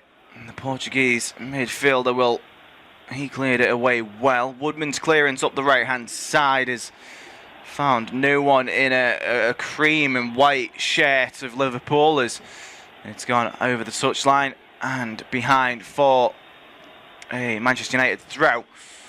As that's an interesting stat. Games when leading at half-time at Old Trafford since May 1984. 398 games, 365 wins, 35 draws, 0 losses. So a chance for Liverpool to break clearly a long-standing record. As Manchester United coming forward, draws the foul from Virgil van Dijk, and Bruno Fernandes is down holding his arm. He's been helped up from captain to captain. As eventually it will be a Manchester United free kick, but looking back at it, Virgil's got every right to go for the ball. Of course, he takes the risk of coming in from behind and giving away a foul, so certainly is a free kick for Manchester United on the 71st minute of the game. Bruno Fernandes still looking for that 20th assist of the league season. Of course, what a game it would be to get it in at Old Trafford against long rivals Liverpool, as Bruno Fernandes ball into the box and the header comes in from Casemiro, but it's straight down the gloves of Freddie Woodman, and well, that was the opportunity right there. Casemiro unmarked on the 6-yard box of the Liverpool penalty area, straight at the goalkeeper. That would have been the 20th assist as well, and how poetic would have been that he assisted Casemiro header, because he's been fantastic as a Brazilian from set pieces. I was looking at the linesman that looked offside just because he was so open in the box there, and Casemiro knows he's got to do better. Here could be United again. Yeah, Bruno Fernandes spreading the ball out towards the right-hand side, finds Amad Diallo, cuts in on his left foot, then plays it back towards Dalot. Fernandes, ball into the box, flicked away by Virgil van Dijk, headed back into the middle by Casemiro. It looked like it was gone and cleared by Van Dijk, but Casemiro didn't give up on the ball, decided to put it back into the box. It has been since cleared away by Liverpool and out towards the left-hand side. But what a chance that was, and you've got to love the determination from Casemiro to keep that in play. 100%. And again, when you see players doing that, I just think it helps everyone. Bruno Fernandes, another late tackle there. Again, he's complaining, but I mean that one. For example, Van Dijk, I think it's a foul, but you're right, he's every right to go for that because the ball's there 2-1. He's nowhere near getting that ball from Florian Wirtz. So he's nowhere near it, is the Manchester United skipper. But you're right about Casemiro there. If that falls kinder into the 6-yard box, Cunha's tapping it in the back of the net, isn't he? And I think that was the thing that I don't think the Liverpool defender expected Casemiro to get there, and Casemiro almost out-jumped him, wanted it more, and then Woodman almost went, oh, I've committed to come over here, I can't get back, and luckily for Liverpool, just Casemiro didn't get as much on the header as he wanted. But yeah, what I like about both teams, you say as well, they're going for the win. They're not happy if they're a draw, both want to win. A draw would be alright for both teams in terms of keeping their Champions League and being comfortable, but 3 points would be massive for either side, so it's a massive opportunity. This is a big free kick as well. I won't be surprised if Szoboszlai went for goal here. Yeah, Szoboszlai scoring some incredible free kicks for Liverpool this season. Darren England just making sure it's in the right spot. And of course, captains are afforded some leeway talking to the referee. Technically, the only ones allowed to. But I still believe that Bruno Fernandes was quite fortunate to not come away with a yellow card for the way he was speaking to Darren England and obviously gestures. But nonetheless, it is a free kick for Liverpool, slightly left of centre, good 40 yards out from goal. Will it be crossed or shot by Szoboszlai? Szoboszlai takes the shot, but it's straight into the wall of the Manchester United side as it's then cleared back towards Van Dijk as he puts a long ball out towards the right-hand side. Liverpool warming up a substitution. It seems like Rio Ngamoa will be coming on, but we're yet to see the ball go up and yet to see who he'll be replacing. Curtis Jones, however, has picked himself up a yellow card for quite a cynical foul on Matheus Cunha, pulling his arm back, preventing the counter-attack. Sometimes it's got to be done. It's why it's called a professional foul. And, well, it will be Jeremy Frimpong to make his way off of the pitch, and it will be Rio Ngamoa to come on. I think that's interesting, especially considering Curtis Jones just picked up a yellow. Why you wouldn't move Frimpong into right back, or maybe move some players across, because of course Rio Ngamoa prefers to sit on that left side of the attack. Seems like Manchester United will also be making a substitution as our cameras focus on Mbeumo, and I think it's going to be Patrick Dorgu to come on, so clearly a mentality shift. Maybe Cunha moves up into that number 9? Possibly, yeah. I think you're right with that one. Maybe Dorgu, goes to the left-hand side. Cunha is almost up top with Fernandes. I think he's spot on there. It's his first appearance since the absolute banger he scored against Arsenal, of course, and he did very well against Manchester City. Those first 2 games he was playing off the left, and I think as in the 3-4-3 that Ruben Amorim was playing, I think he's a wing-back. I think he's more of a winger than a full-back, though. You look at the youngest players versus Manchester United of all time. Well, Ngamoa breaks Raheem Sterling record by 43 days. So what a moment for that young man who's been a sensation this season. But I think Dorgu is a left winger. He's more workmanlike as a left winger, more traditional, but I think he's absolutely fantastic. And of course, just over 3 months out with that hamstring injury, I'm sure he's ready to get back into it, and he wants to be starting as well. So he's got a big second half coming up, but he could be the difference. Who knows? He certainly could be, as Manchester United in possession inside their own half, as Diogo Dalot has to turn away from Gakpo, but he does so well, and then finds Casemiro on the turn. Fernandes back to Dalot, and Manchester United moving the ball around well here, as it's out towards this left-hand side, and Dorgu quite tight to that touchline, so he's certainly in a more familiar position. It does look like Matheus Cunha will occupy the centre as Kobbie Mainoo plays it out towards Cunha, out towards his left-hand side now as Luke Shaw has made an overlapping run. Ball in towards the back post as Delo heads it back across the area, flicked away by McAllister, falls out once more, and it's a strike in the back of the net, and it's Kobbie Mainoo celebrating his new contract with a goal. That's one way to pay it back, and it's one way to get the lead back for Manchester United. Well, it's his first goal of the season as well, and I mean, what a difference a few months make, really, doesn't it? As you say, signed that new bumper deal this week. Probably at the start of the year was on the outs, really, wasn't it, at Old Trafford, due to Ruben Amorim not being a fan of the player, his formation. He didn't suit it, and for almost a redemption story, it feels like, for the young Manchester United academy product. He's not a goal scorer, a midfielder, but you know he's got goals in him. If he played him further forward, I'm sure he would get them. It was running onto it well. I feel Liverpool defensively, they won't be happy about it. They won't be happy about how it was defended. Cunha, great passing to Shaw on the left-hand side. He makes his run well. It's a lovely ball into the back sticks. Ahmad just can't really head it back into a dangerous area. McAllister just flicks it away, and Szoboszlai, he does as well as he can to get over there, but that's not Szoboszlai's man. That should be a McAllister or Gravenberch. Liverpool was just too deep. And it's a lovely strike. Nothing Woodman can do about it. Into the bottom corner, passes it in. What a moment, what a big moment for Kobbie Mainoo. He's come up big in an FA Cup final. He's come up big here for United at Old Trafford. And with just over 10 minutes to go, United regain the lead.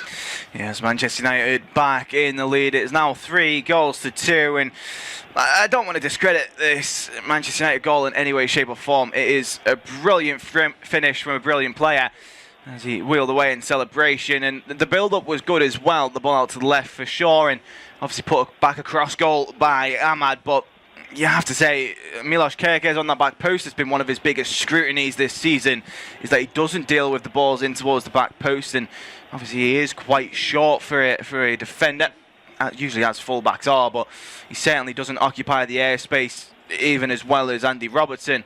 And then the same for McAllister, where, yes, it's headed back across goal, but McAllister's got to the ball first. He can either bring that down and clear it away, or make sure you get a solid connection. It's twice now that he's been punished for getting these half glances at the ball and not clearing it away and setting it up more so for a strike on the edge of the area. Manchester United back in possession now, but Liverpool will certainly not be happy with the way they've defended in this game at all. But of course, Manchester United still have to punish them for that. They still have to play the way that they have, and they've done that expertly. 2 early goals on in the game. Liverpool responded well. Manchester United have got another goal to put themselves back in the lead. Can Liverpool respond once more at Old Trafford?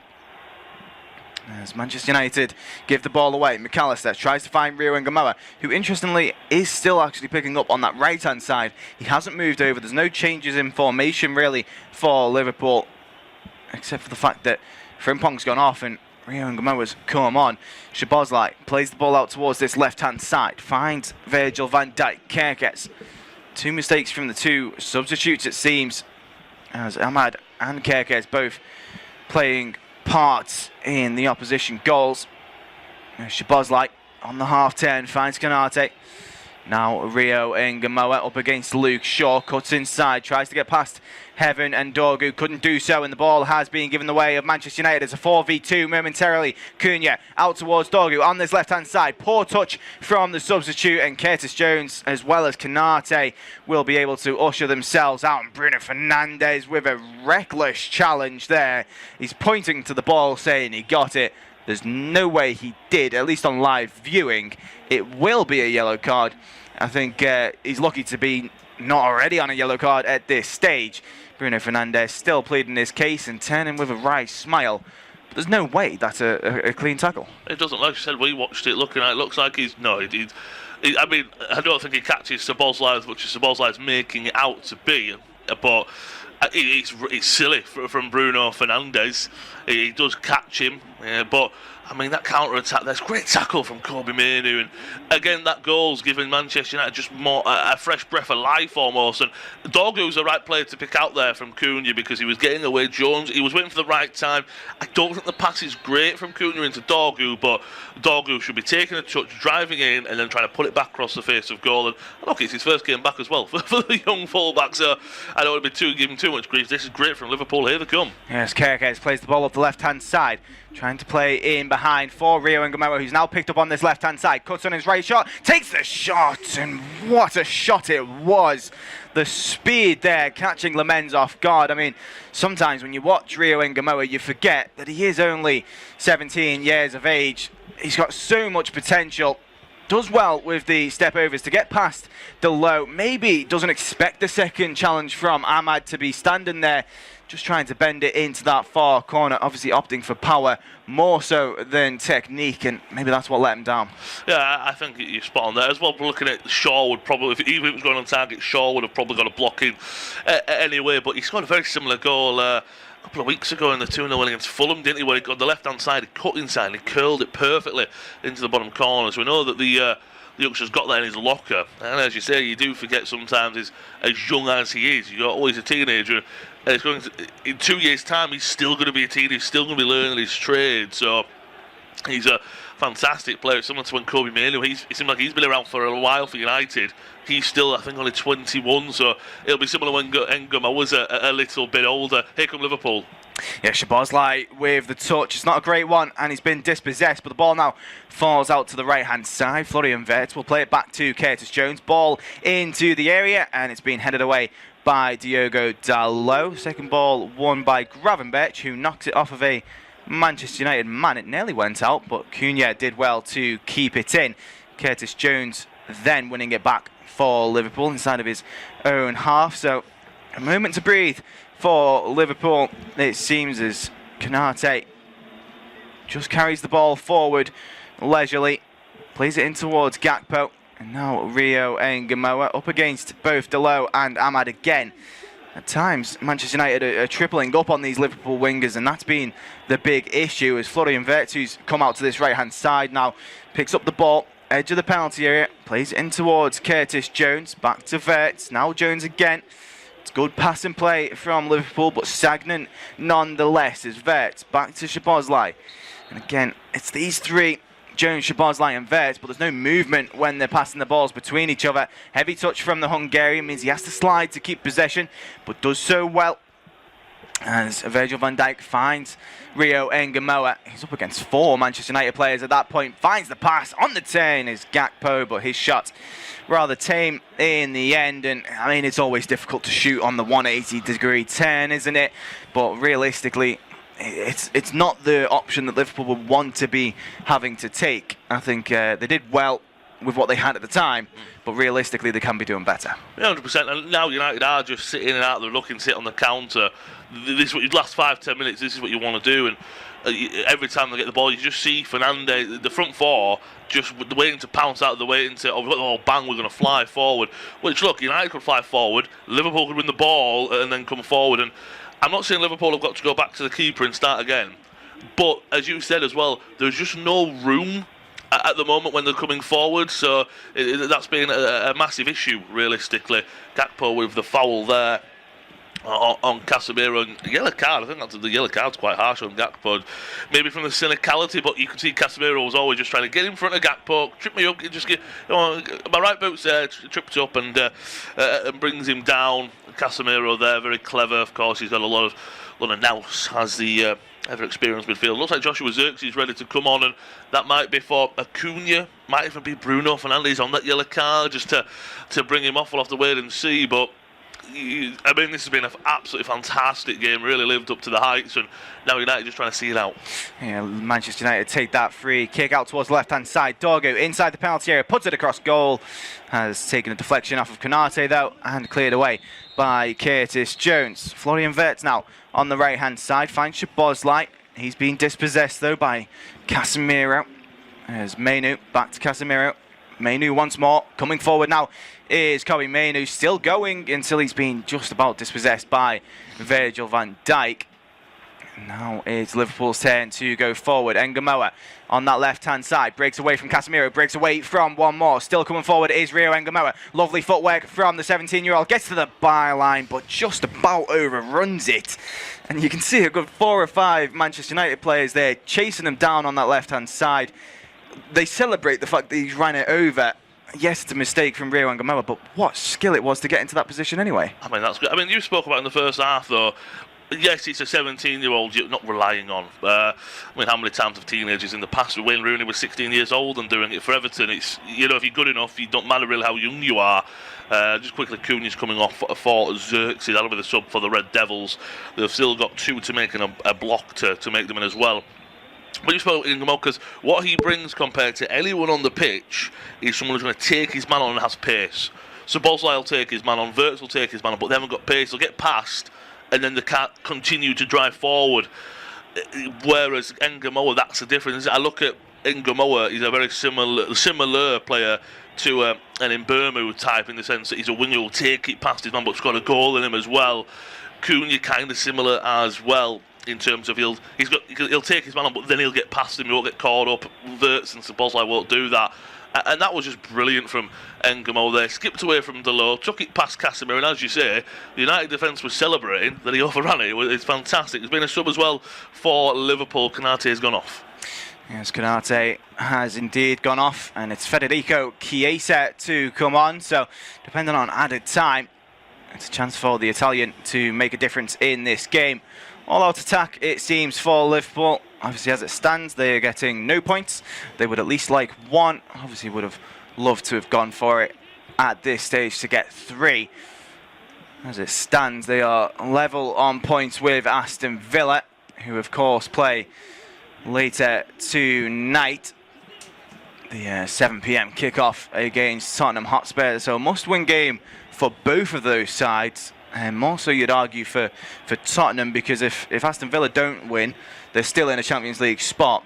Tottenham right now have the opportunity to go 1 point ahead of West Ham and get themselves out of the ever devastating relegation zone.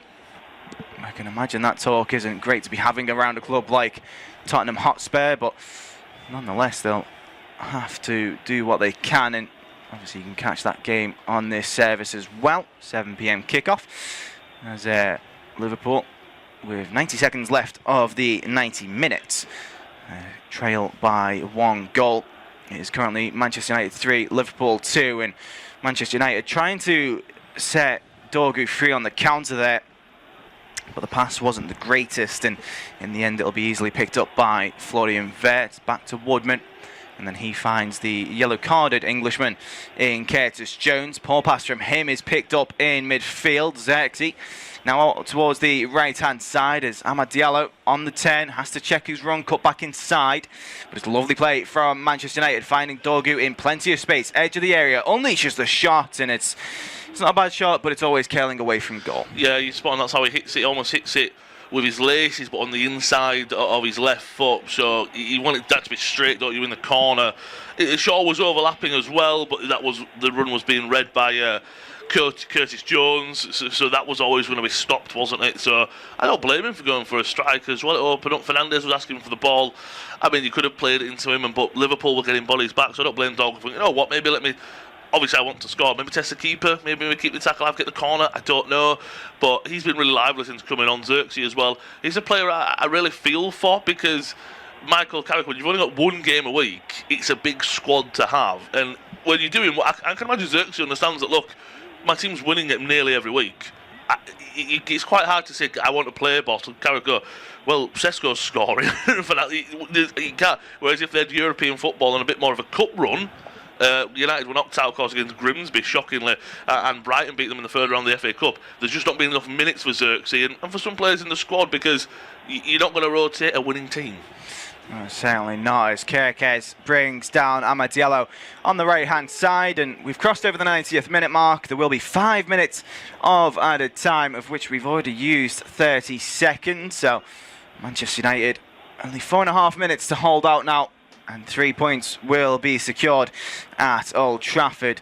Liverpool with 4 minutes on the clock to ruin the party, per se, and at least take a point home back to Merseyside as the ball over the top finds Xerxes. He plays it backwards, and then the shot from Bruno Fernandes has been spooned up into the air, but they are claiming that he was fouled. So I'm sure there will be some sort of look at the penalty appeal of Bruno Fernandes, and it's an important note to take that he's still on the ground as Liverpool come forward. along the left-hand side. Of course, it's not a head injury, so the referee, Darren England, under no obligation to stop the match as the ball played in behind finds Kirkes, cut across goal, and eventually, after taking a deflection off of Harry Maguire, it finds its way into the hands of Sens Lamens. But what a pass that was in behind to find Milos Kirkes, and it's the right idea from the Hungarian to try and cut it back, and only now Bruno Fernandes has stood back up. Yep, and he's, as per usual, having a bit of moan at the referee. I mean, he is the leader of United, so that's why he should be the captain of the Red Devils, but I felt sometimes we were given the armband because a skipper can have a bit more of a say to the referee than others. That's probably why he was given the armband, because, well, if you're going to moan at the referee, at least take this armband so you can have a word with him a little bit more. But again, when he's performing how he is, you just take it what it is, because he's world class. It's, again, we said earlier, when he just wasn't performing, wasn't living up to the heights for maybe a season or so, and he was off. That's where his antics become a little bit more than what they are. Yeah, it certainly is. As Bruno Fernandes now back up on his feet, but still doesn't look the happiest of chaps. Still having a couple words with the referee while he's got time stood next to him. I mean, he's still going, is Bruno Fernandes. But Liverpool coming forward now on the right-hand side. Florian Wirtz finds Szoboszlai, draws the challenge from Fernandes, but no foul, and Liverpool still have possession as Rio Ngamoa on this left-hand side. It's been a brilliant showing from him. I can only imagine what it's like once he starts getting regular minutes and starting for Liverpool. As the pass finds Curtis Jones, then Chiesa trying to link up with Rio Ngamoa, played the pass to the youngster, looking for the overlap, but didn't get it, and then advantage was played, and is still played for Liverpool, as the challenge on Ngamoa was an illegal one. Florian Wirtz on this right-hand side, Gakpo back to Wirtz, coming forward now are Liverpool. Chiesa on this left-hand side, dribbling, cut on his right, trying to get past Amad Diallo, ball into the box, in towards the back post, but Virgil van Dijk couldn't rise high enough to get on the end of it, and now Dorgu has an opportunity. He had to play that pass to Bruno Fernandes, and then giving away the foul against Florian Wirtz. He had to play that pass as quick as he could to Bruno Fernandes because he had so much space to run into and was still onside because he was inside his own half. Yeah, he should have played it, and it's poor from Dorgu because if he doesn't put his right arm on Curtis Jones loses his balance and brings Dorgu down, and Dorgu would have probably been given the advantage because he was still going forward, but he puts his right arm on Jones, doesn't he? It's a little bit silly because if he just leaves it, Jones is going down because he loses his footing. So United, it was poor, as you say, from Dorgu, should have played it, but the attack still would have been on. Whereas now, just a minute left of stoppage time, and they've got a dangerous free kick. And it's a ball in towards the back post, looking for Virgil van Dijk. Couldn't get on the end of it though, and Manchester United head away. Only as far as Chiesa, who will decide to let it roll over the touchline, as the throw-in has been taken and knocked back off the Italian, as Bruno Fernandes celebrates as if he scored that goal, as if he'd got that 20th assist of the season. Federico Chiesa not looking happy between himself and Szoboszlai, having a couple of words with the Hungarian. But Manchester United seems to have gotten the job done. They're going to make another substitution here, as Bruno Fernandes, I think more so just to get an ovation from the fans, will make his way off. He'll hand the captain's armband to Harry Maguire, and Lenny Yoro will come onto the pitch. Chiesa having a couple words with Bruno Fernandes. Clearly not a happy interaction between the two. Chiesa frustrated there, and Bruno Fernandes walking off essentially with a guard of honour. Yeah, and I think you're right. It's just, let's bring a defender on for the last minute, if that, of the game. But also, let's give Bruno Fernandes, who's on a yellow card, give him that round of applause, which he deserves. He's been incredible. We'll say the assist for any fantasy football fans has been given to Fernandes for Sesko's goal, but I don't think in the terms of statistics from an Opta or anything, he'll be getting the assist anytime soon. Well, the throw-in has been taken, and Manchester United coming forward on this left-hand side. Now with Diallo on the right, shot comes in from Diogo Dalot, and it's over the bar. It will be, I think, a goal kick by the way that Dalot's running back to his own half. Liverpool will have to take it quickly. We're already 45 seconds over the 5 minutes. Of course, the substitution will be added back on, but that only came into effect 10 seconds before the match was over. And there is the full-time whistle. So we came into the second half with Manchester United 2-0 up. Szoboszlai then got a goal on the 47th minute, and Bermo then hit the post on the 53rd. Obviously, Liverpool getting the equaliser from Gakpo around the 56th minute because of the mistake from Lamens.